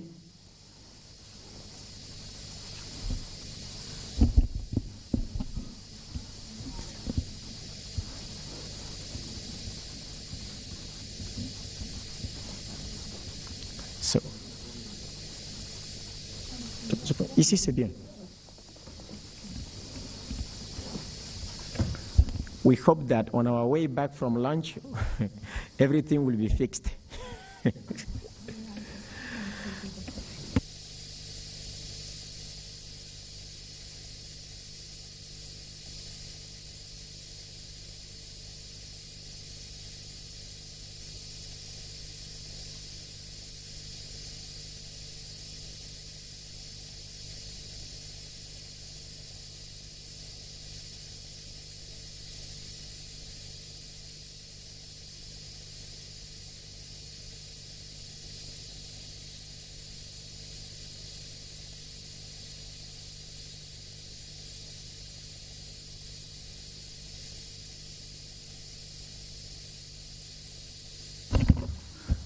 Monsieur le Président, avec votre permission.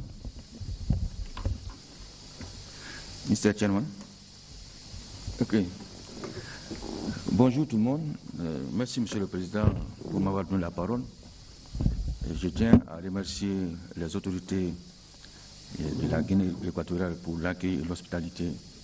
Et remercier aussi les collègues de l'Union africaine pour nous avoir donné l'occasion de présenter l'expérience du Mali en matière des statistiques agricoles, notamment l'enquête agricole de conjoncture.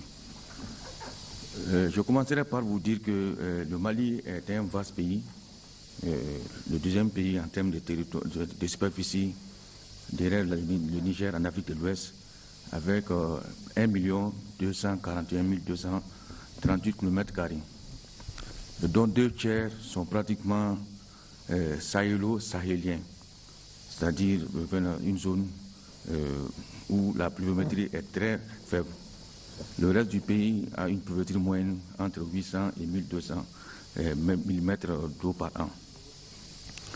Et selon les projections de la population, le Mali doit atteindre 21 700 000 habitants en 2022, dont plus de 70% vivent en milieu rural. Donc, et où l'activité principale, sinon les activités principales, sont autour de l'agriculture, avec 40 ans, comme on a l'habitude de dire, à savoir l'agriculture, la culture vivrière, la culture industrielle, l'élevage, la pêche, et j'en passe. Et l'agriculture joue pratiquement 35,7% du produit intérieur brut et occupe plus de 2/3 de la population active.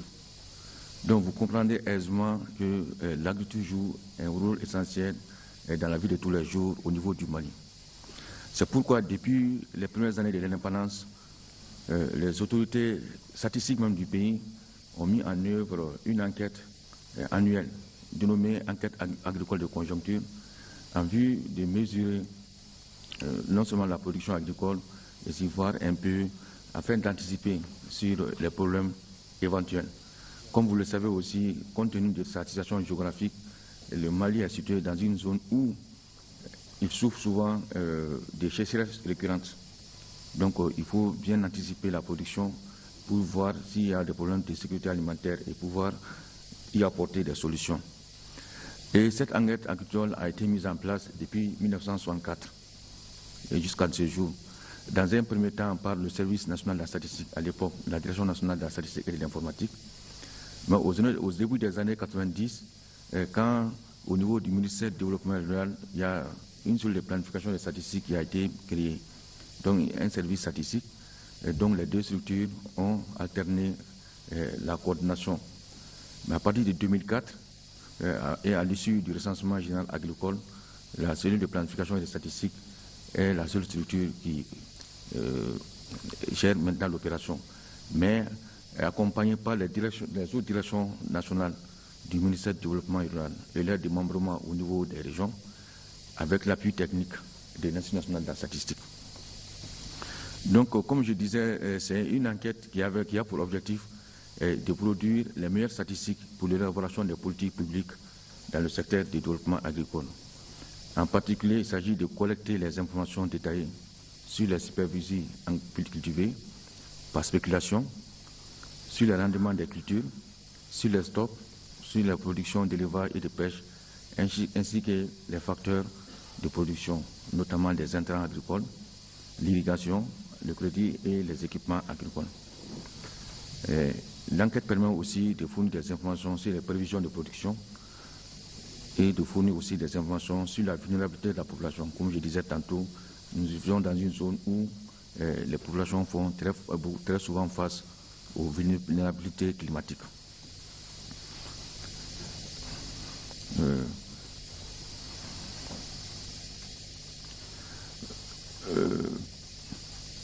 Depuis quand même 1964, comme je disais tantôt, l'enquête a beaucoup évolué, non seulement sur le plan méthodologique, en fonction de l'évolution même de la statistique, mais aussi pour prendre en compte les nouveaux besoins en matière d'information statistique. Donc à partir de jusqu'en 2014, par exemple, l'enquête agricole de conjoncture se focalisait beaucoup plus sur la production végétale, à savoir l'agriculture vivrière et l'agriculture industrielle.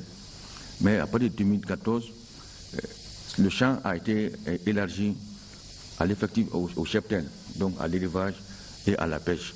Donc ce qui a permis d'intégrer des modules sur le cheptel, des modules sur les abattages, aussi bien au niveau industriel que les abattages domestiques, mais aussi la production de la pêche aussi. Comme vous le savez, le pays est traversé par les deux plus grands fleuves de l'Afrique occidentale, à savoir le fleuve Niger et le fleuve Sénégal, où il y a beaucoup d'activités de pêche autour de ces deux fleuves aussi. Donc l'enquête a intégré ces deux. Donc l'enquête, c'est une enquête à couverture nationale, donc qui couvre tout le territoire, aussi bien en milieu rural qu'en milieu urbain, mais aussi toutes les régions du pays sont concernées. C'est vrai, ces dernières années, la région de Kidal, compte tenu de la situation sécuritaire, n'est pas couverte, mais toutes les régions du pays sont couvertes. Et comme je disais tantôt, le domaine, non seulement il y a la production végétale, mais aussi on s'intéresse aux productions animales et aux productions halieutiques. Sur le plan méthodologique, je ne vais pas trop m'appesantir sur le plan, mais juste donner quelques informations de base. D'abord, c'est une enquête stratifiée dont le plan de sondage est un plan stratifié à 2 degrés. Au premier degré, c'est les sections d'énumération que nous tirons à probabilité proportionnelle à la taille des sections d'énumération qui sont issues du recensement général de la population et de l'habitat. Et au deuxième degré, ce sont les exploitations agricoles que nous tirons. Maintenant, il y a un troisième degré qui est au niveau des parcelles, c'est-à-dire au niveau de chaque exploitation, nous tirons un tiers des parcelles sur lesquelles il y a les parcelles des rendements, les carrés des rendements qui sont posés afin de pouvoir évaluer la production plus tard. Donc en termes d'échantillons, à la date d'aujourd'hui, nous couvrons 1070 sections d'énumération. Et dans chacune d'elles, il y a 10 exploitations agricoles qui sont tirées, donc ce qui fait un échantillon de 10 700 exploitations agricoles. Et parmi ces exploitations, comme je disais tantôt, il y a un tiers des parcelles qui est toujours tiré et qui reçoit les carrés de rendement. Et le tirage est aléatoire avec aussi bien au niveau des SE que des exploitations agricoles et des parcelles. La méthode de collecte, c'est l'interview directe, mais jusqu'à récemment, c'était la collecte sur papier. Mais depuis maintenant 5 ans, nous utilisons la méthode assistée par ordinateur, c'est-à-dire la méthode CAPI. Donc c'est les tablettes qui sont utilisées pour la collecte des informations, sauf dans les zones pour des raisons sécuritaires où il n'est pas possible d'utiliser les tablettes. Et les données sont envoyées directement sur le serveur, ce qui rend plus facile le traitement des données. Donc le questionnaire, je ne mets pas trop, comme je disais, vraiment le questionnaire, c'est un questionnaire qui prend en compte plusieurs aspects. D'abord, depuis le dénombrement pour pouvoir effectuer le tirage, et au niveau aussi des caractéristiques des exploitations, jusqu'au niveau des parcelles, ainsi que l'utilisation des différents types d'intrants et par spéculation aussi. Donc le questionnaire est assez développé pour pouvoir renseigner tous ces aspects. Maintenant, c'est une enquête qui se fait en 2 passages. Parce que comme vous le savez, je disais tantôt, compte tenu même de la situation géographique du pays, nous n'avons que 2 climats, contrairement à beaucoup d'autres pays, c'est-à-dire du mois de juin jusqu'en octobre, ça c'est la période de pluie, et le reste c'est la période sèche chez nous. Donc l'enquête se déroule exactement, et les activités agricoles sont beaucoup plus utilisées pendant cette période-là. Donc c'est pourquoi l'opération se déroule en 2 passages. Le premier passage, c'est du mois de juin au mois de septembre, non seulement pour suivre la mise en place des cultures, mais aussi pour poser les carrés des rendements et aussi faire les premières prévisions de production. Maintenant, le deuxième passage, c'est du mois d'octobre au mois de janvier, donc il correspond à la période de récolte. Ça, c'est maintenant pour venir voir exactement les quantités récoltées et voir aussi les pertes au cours de la récolte ainsi qu'au niveau afin de pouvoir déterminer exactement la production agricole au cours d'une année donnée et par spéculation. Donc par rapport au personnel, nous utilisons, comme je le disais, sur tout le territoire national, c'est 174 agents enquêteurs qui sont utilisés et qui sont sous le contrôle de 45 contrôleurs et 28 superviseurs régionaux qui essaient de suivre par région, ce qui fait à peu près 3 superviseurs par région et qui permettent de suivre l'évolution du travail. Donc, je me parle, quand même, jusqu'à présent, toutes les évaluations faites ont démontré que l'enquête se déroule conformément à la méthodologie conseillée par le CITS et la FAO, et ça permet de donner non seulement les prévisions de production, mais aussi ça permet de donner aussi la production au cours de l'année et qui alimente même non seulement les comptes nationaux, mais aussi les discussions avec les partenaires techniques et financiers. Cependant, il y a certaines faiblesses qui ont été relevées ces derniers temps. C'est que je vous disais que ces 2 passages, donc de juin à janvier, Mais il s'avère aujourd'hui que de plus en plus, il y a la culture de contre-saison qui se développe dans le pays.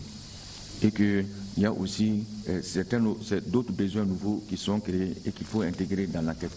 C'est pourquoi il est maintenant mis sous réflexion de mettre en place maintenant un système de collecte permanente toute l'année, avec des modules, un système modulaire, donc qui permet de suivre même aussi non seulement la production de contre-saison, mais aussi la production maraîchère qui n'est pas prise en compte ici, afin de pouvoir vraiment couvrir toute la production agricole au cours de l'année. Mais ce système ne sera mis en place qu'après le recensement général agricole que nous sommes en train de préparer pour 2023. C'est vrai que ça fait plusieurs années que nous avons dû reporter cette importante opération pour plusieurs raisons, mais toutes les synergies sont en train vraiment de converger pour qu'on puisse réaliser cette opération en 2023. Et après cette opération, maintenant, nous aurons une base solide de sondage qui nous permettra de mettre en place le système permanent de suivi des statistiques agricoles. Donc, Monsieur le Président, Mesdames et Messieurs, voici à peu près ce que je voulais partager avec vous par rapport à l'enquête agricole de conjoncture qui est réalisée au Mali. Je vous remercie. Thank you, Mali, for this presentation. We will now rush into the presentation from Uganda. So we call upon our colleague from Uganda to take the floor.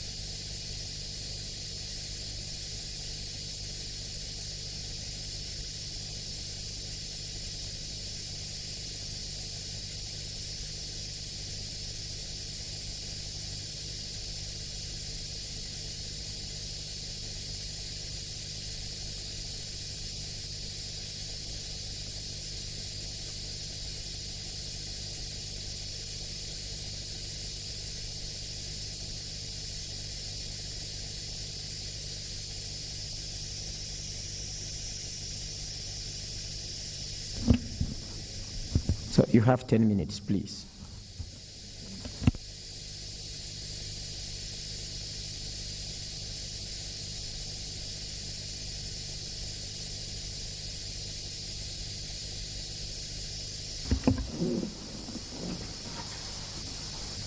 Thank you very much, Chair. And I thank you for giving us the opportunity to share some perspectives from Uganda on agriculture surveys. Allow me first to convey greetings from the Director General, Dr. Chris Mukiza, who I'm representing. I'm his deputy. Our presentation really will be to share just some perspectives, and as such, I'll talk about the production of agricultural statistics in Uganda, the sources we have,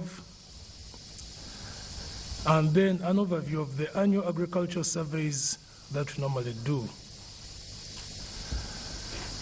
By way of introduction, Uganda is largely agricultural, and 80% of the households engage in agriculture. And that's according to our last population and housing census, that was in 2014.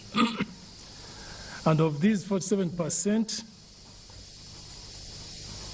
that are found in the urban are engaged in agriculture, and 90% of those in the rural engage in agriculture. Also, the agriculture sector contributed 24% to the overall GDP at current prices in the year 21-22. And our findings show that the growth of agriculture was at 4.4% that very year. In terms of our focus on agriculture and agricultural statistics, We are led by what we have as our Vision 2040 for a transformed Ugandan society from peasant to a modern and prosperous country within 30 years. And we have 20 years to go.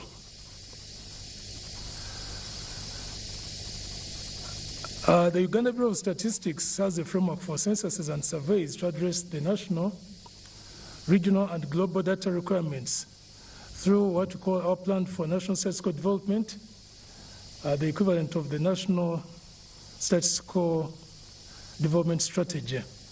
We are on the third one.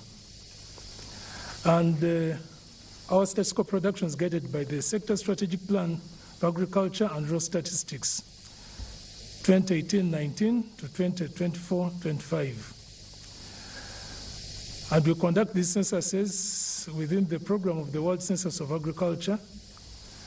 Right now we are within the 2020 round, which is 26-2025. But allow me to mention that we did the livestock census last year, but the agricultural census, which covers crop, we were planning to do it this year, but because of the pending population housing census, which we are to do next year, we're likely to do this outside the 2020, because we'll be using the results of next year to come up with a frame for the Census of Agriculture, which may come in 2025 or 2026. The last one having been done in 2008-09. However, we always do the intercensus surveys, and since 2017, we've been doing this annually. We'll have the 2017, 2018, 2019. Now, because of COVID, we combined 2020 and 21, and now we are doing 2022, and we believe we are making a headway with the results. We're making progress in this area of agricultural statistics. Our Ministry of Agriculture, we've gotten them to set up, and they set up a very big department for statistics to make sure they collect administrative data for statistics. So for us at the NSO, we concentrate on the surveys and the censuses. So we maintain the traditional data sources. Of course, we've been using paper, tape, spacing, and so on for others' estimates, but we have moved away. We are now using GPS for area measurement and using the tablets and crop cutting, but also moving towards remote sensing and citizen-generated data. Citizen-generated data is another one that we have launched so that we maximize on picking data from all possible sources. We have partnered with IFAD and the World Bank to enhance the data production and dissemination.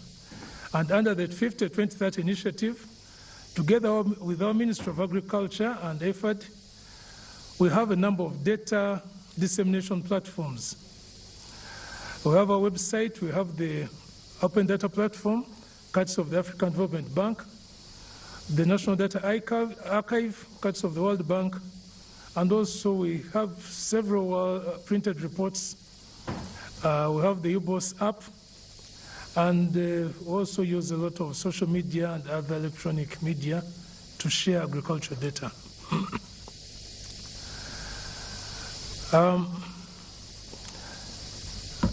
If we were viewing this, I would have shown you how we are sharing this. Now I cannot speak about it so much on the different platforms.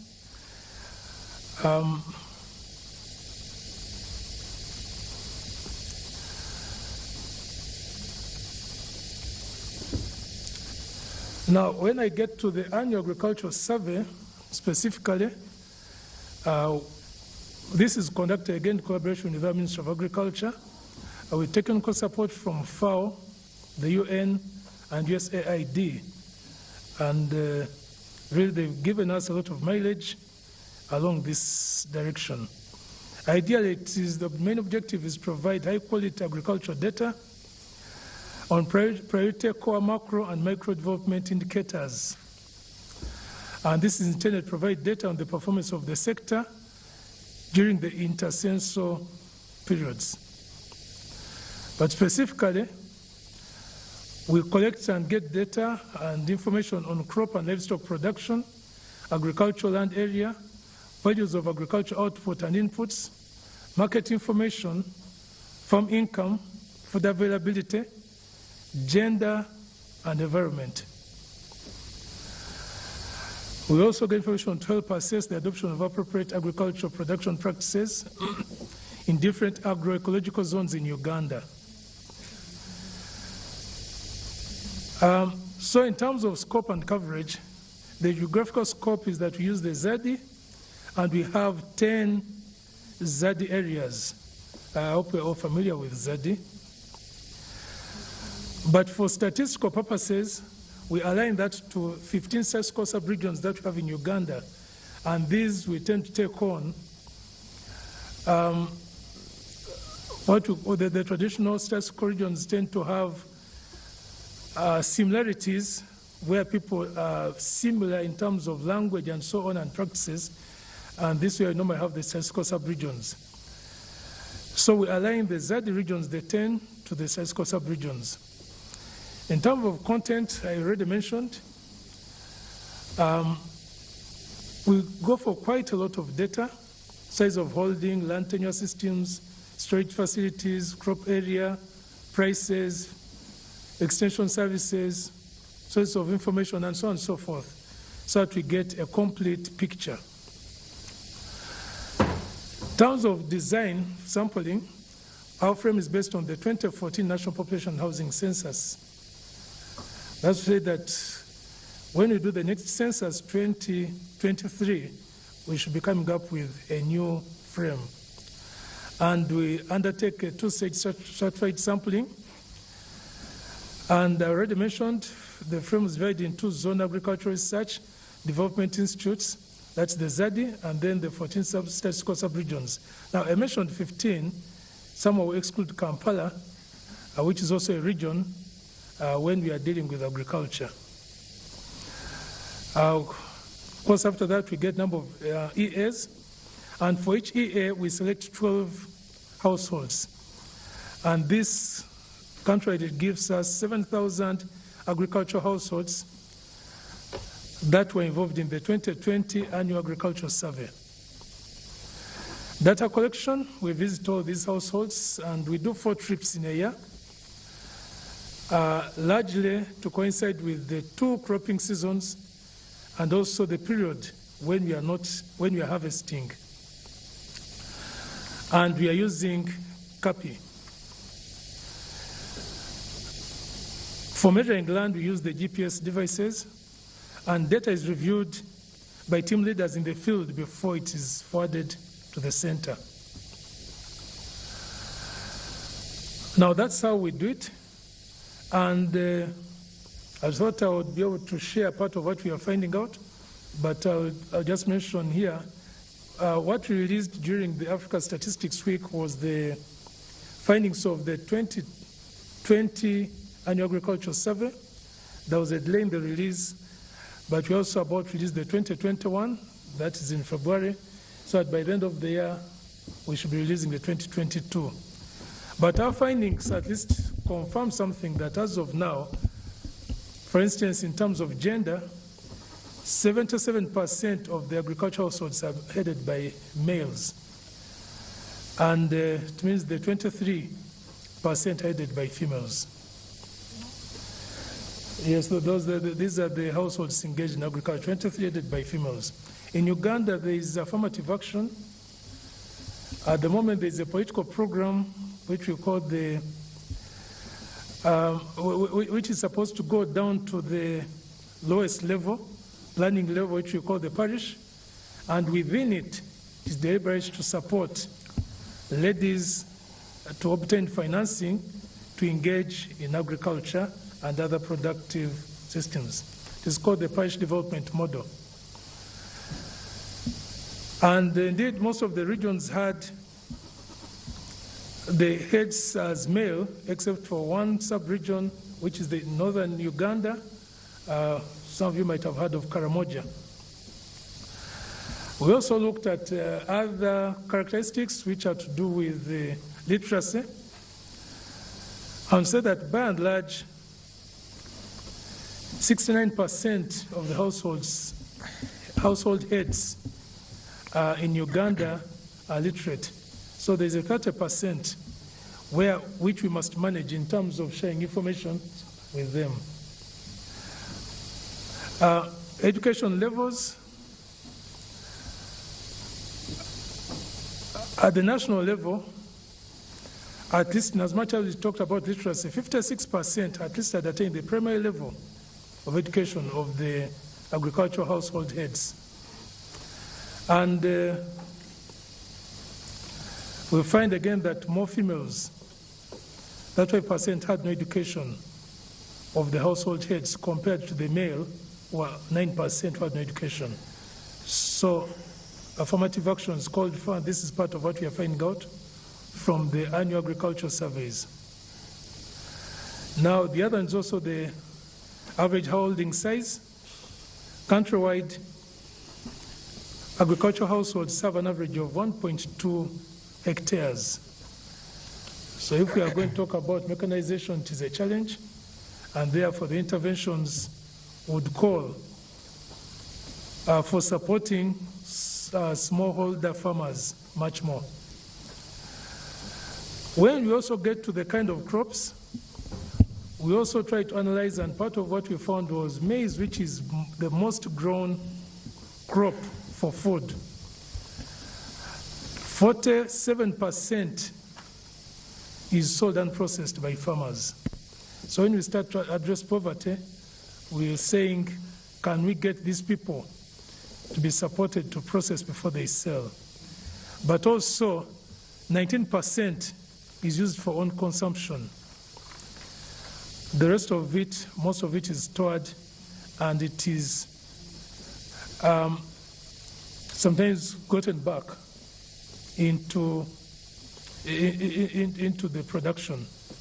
So the annual agricultural survey helps us come out with observations by season and by the year to be able to come up with interventions that should support agriculture, and this has richly increased on the agricultural statistics available to the country. Chair, I wish to end my presentation at that. I believe it will be shared by the Secretariat. Thank you. Thank you very much. Thank you very much. All presentations are going to be shared to participants through the Secretariat. Now, after following the last two presentations that we have in this section, we will now open a discussion period, but each person should take no more than 1 minute. 1 minute, so we open the floor for discussions on this matter before we go for lunch.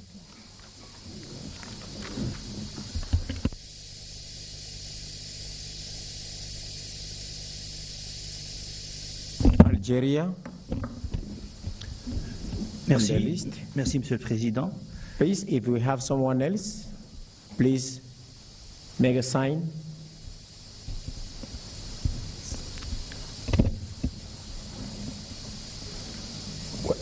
I can't see. Cape Verde. South Africa.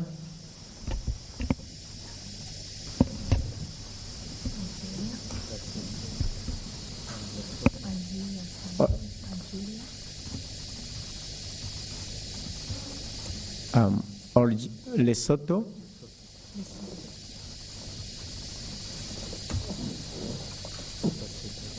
That's it, no? Okay. Algeria, you have the floor, please. Merci, Monsieur le Président. J'ai une question à poser à notre collègue du Mali au sujet de l'enquête agricole. Donc, d'après sa présentation, il est dit qu'il se prépare pour lancer le recensement général de l'agriculture parce que l'ancien était un peu loin. Et donc, la question que je voulais poser, comment se prennent-ils pour élaborer des échantillons d'exploitation agricole avec un recensement aussi ancien, d'une part. D'autre part, est-ce que c'est un panel, c'est les mêmes exploitations qui sont revues chaque année, ou bien c'est des échantillons d'exploitation aléatoires d'année en année? Merci. Thank you. Cape Verde, you have the floor. Muito obrigado, Sr. Presidente. Eu tenho para o Mali uma pergunta e um pedido.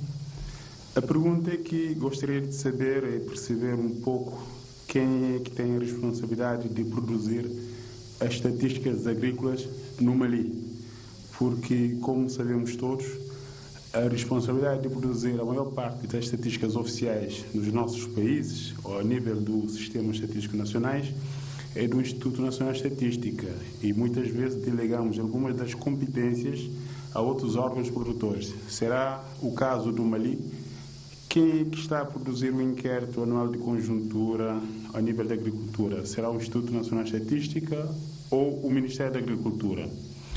O pedido é que, a nível de Cabo Verde, a produção das estatísticas agrícolas está um pouco aquém do esperado. Daí que gostaríamos muito de perceber um pouco a metodologia que o Mali utiliza para produzir as estatísticas agrícolas. Sendo possível, gostaria de lhe pedir que partilhasse conosco a metodologia que utilizam na produção dessa estatística. Para a Uganda, de acordo com aquilo que eu percebi, 25% dos trabalhadores da agricultura são mulheres. Por que uma percentagem tão baixa? Será que, a nível da Uganda, há alguma atividade econômica em que a predominância de mulheres é superior à dos homens? Muito obrigado, Sr. Presidente. Thank you, Cape Verde. We now give the floor to South Africa. Thank you, Chairperson. And I guess one of the presenters has already congratulated you on your accession to the chair, so I won't spend much time on that.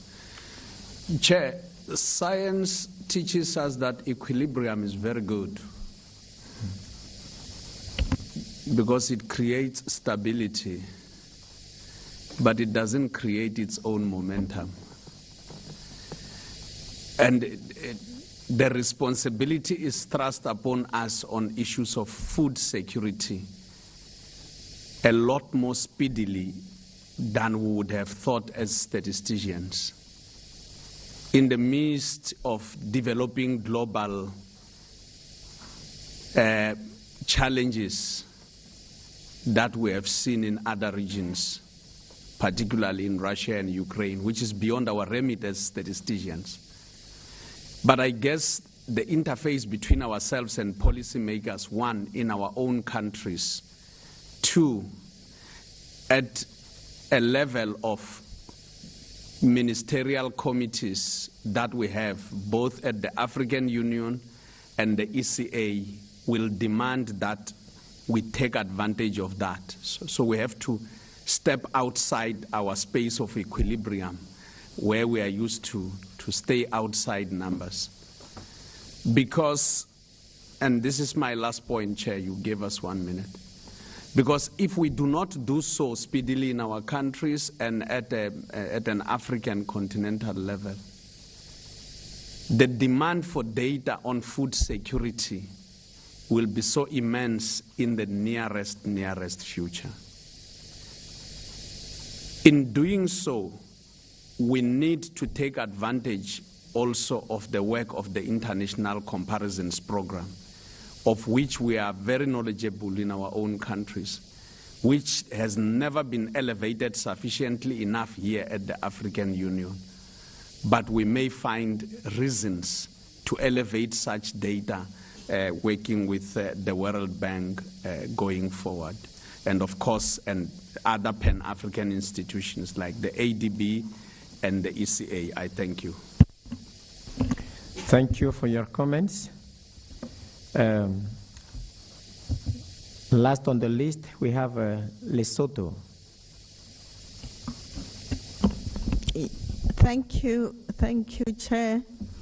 Let me thank all presenters, especially FAO, for the capacity building in terms of helping countries to estimate the SDG indicators of 2.1.1 and 2.1.2. This is very important, especially for my country, Lesotho. Now, the question also going to FAO is, he talked about the capacitating countries in building the frames, the statistical frames. So I was just wondering whether, as countries are moving towards modernization, whether it's possible, other than just using CAPI, to use administrative data to build agriculture frames. Thank you.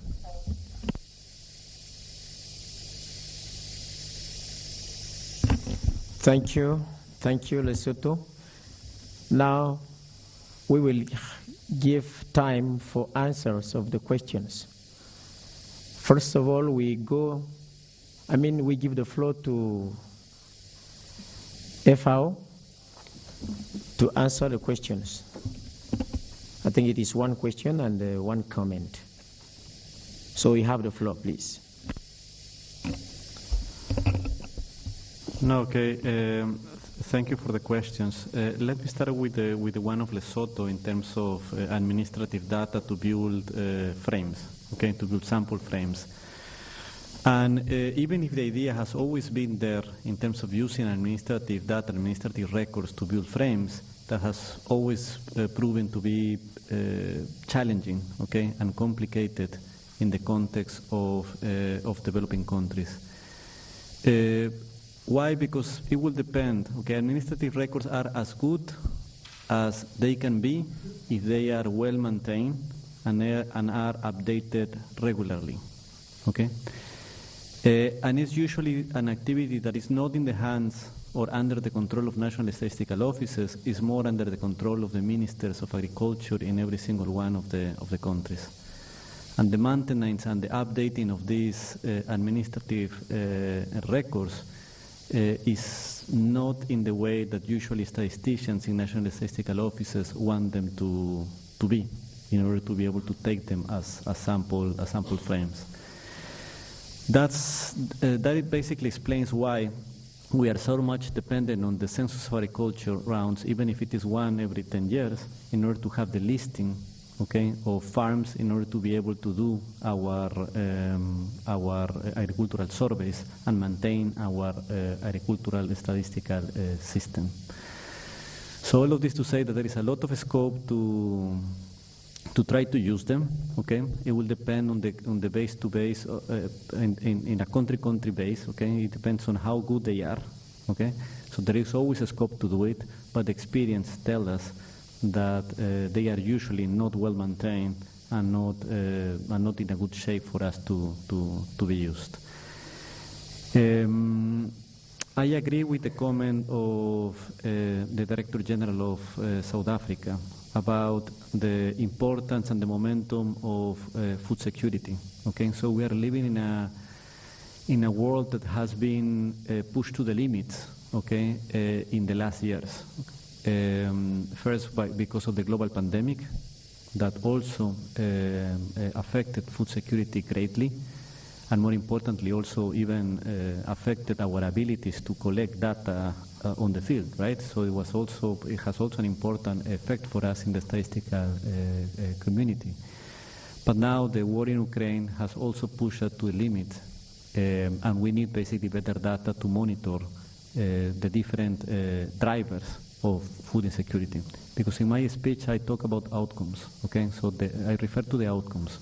But the drivers is also something that we have to monitor, prices being one of them, national prices, international prices, and on that I do believe there is a good recommendation as well that the African community, statistical community, gets involved with the international comparison program. My understanding is that they are willing as well to go beyond this 5-year period frame in which they update their PPPs, okay, the purchasing power parity prices. So they will have cycles that are much shorter than the 5 years, okay, which of course give us the possibility of much greater things to do with that type of data. Thank you. Thank you. We now give opportunity to Mali.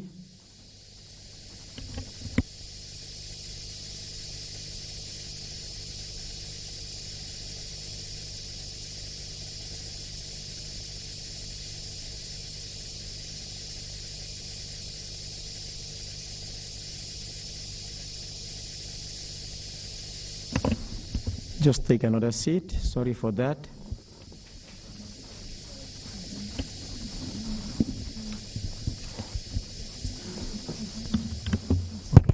Voilà, ça c'est bon. Ok. Merci beaucoup, Monsieur le Président. Donc, par rapport à la série de questions posées par l'Algérie, je dirais que d'abord, la base de sondage, c'est sur le recensement général de la population et de l'habitat, et non le recensement général agricole. 2, aussi, l'échantillon est actualisé chaque année. L'échantillon, disons la base des exploitations agricoles, chaque année, avant de procéder au tirage des exploitations agricoles, il est procédé d'abord à un dénombrement au niveau des sections d'énumération. Et 3 aussi, l'échantillon des sections d'énumération est renouvelé à 1/3 chaque année.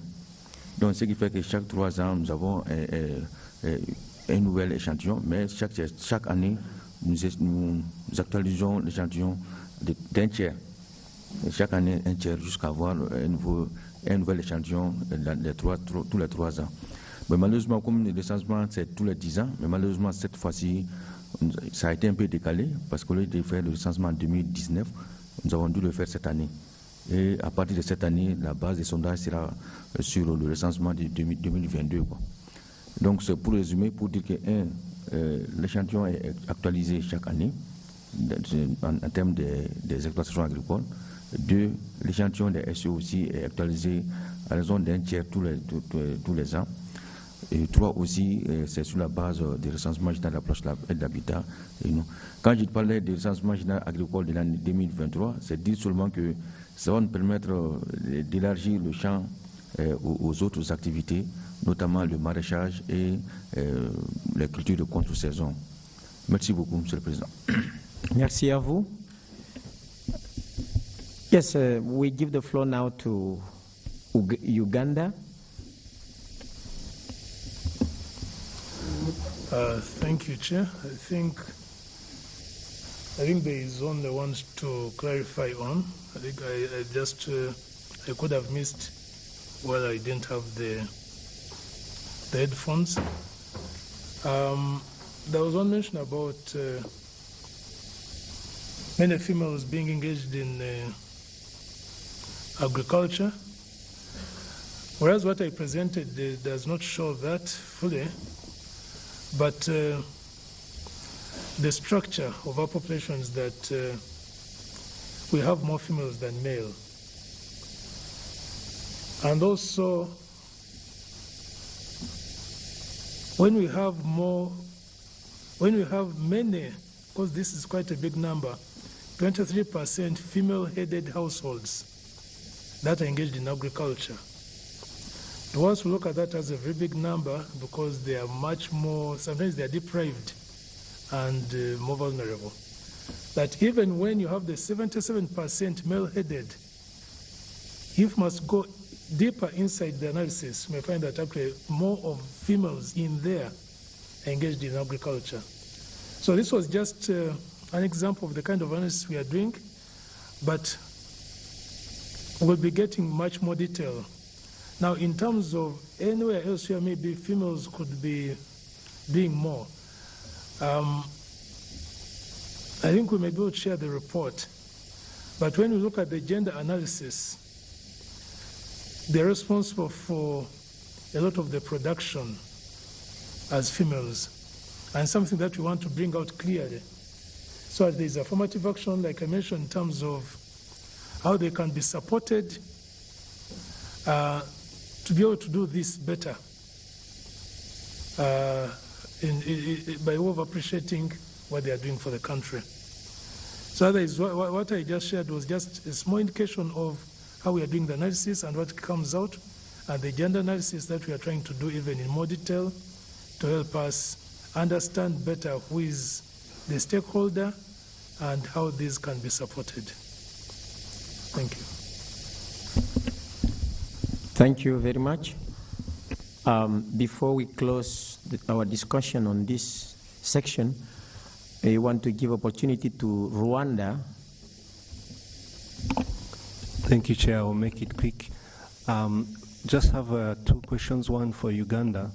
In terms of the survey, I just perused through one of the reports, and I noticed it's the sampling is more household-based. In that case, how do you cover large-scale farmers, maybe who could be cooperatives or even companies, in terms of especially trying to get good estimates of total production when you want to look at total production? And maybe, Chair, the speakers, FAO and IOM, was wondering if from their speech they have a note, and I was trying to look at IOM website. Maybe I can follow up with the speaker. In terms of the annual migration report, it's not downloadable. I was interested in your observation when we talk of migration in Africa, especially within the countries. Is that also covered? Maybe not just out of Africa, but within the countries in Africa. Thank you.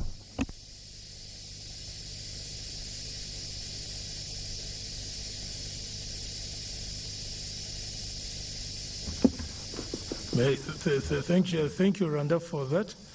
Ideally, we are deliberate on maintaining the listing for large-scale farmers.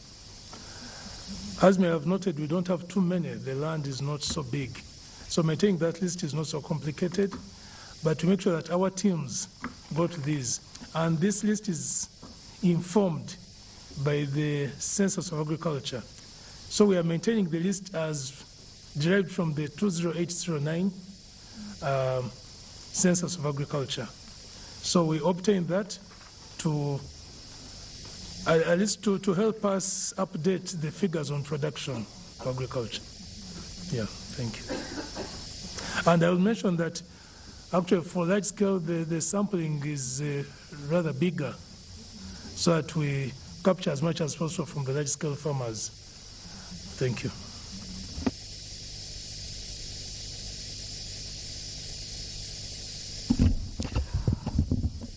Thank you very much. Thank you.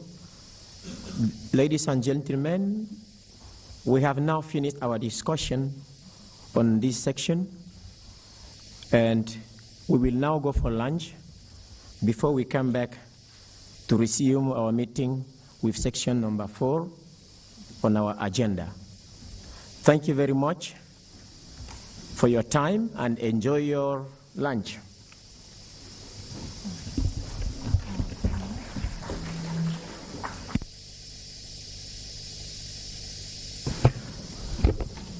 So, for those who are not yet familiar with this infrastructure, we go for lunch to a restaurant that is across the street by using a tunnel that is outside there. So, Justina will show you the way. Thank you.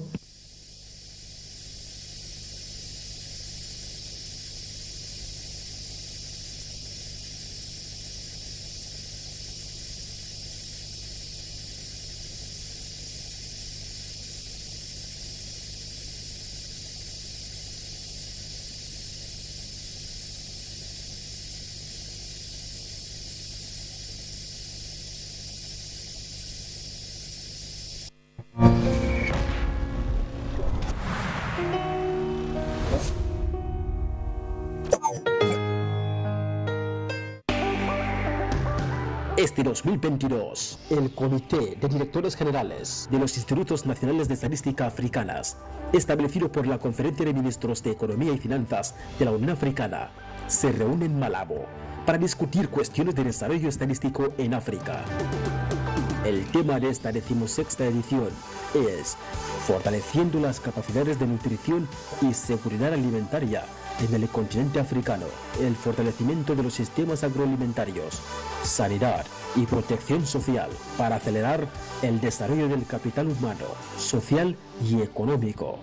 En Malabo, durante los días 6, 7 y 8 de diciembre de 2022.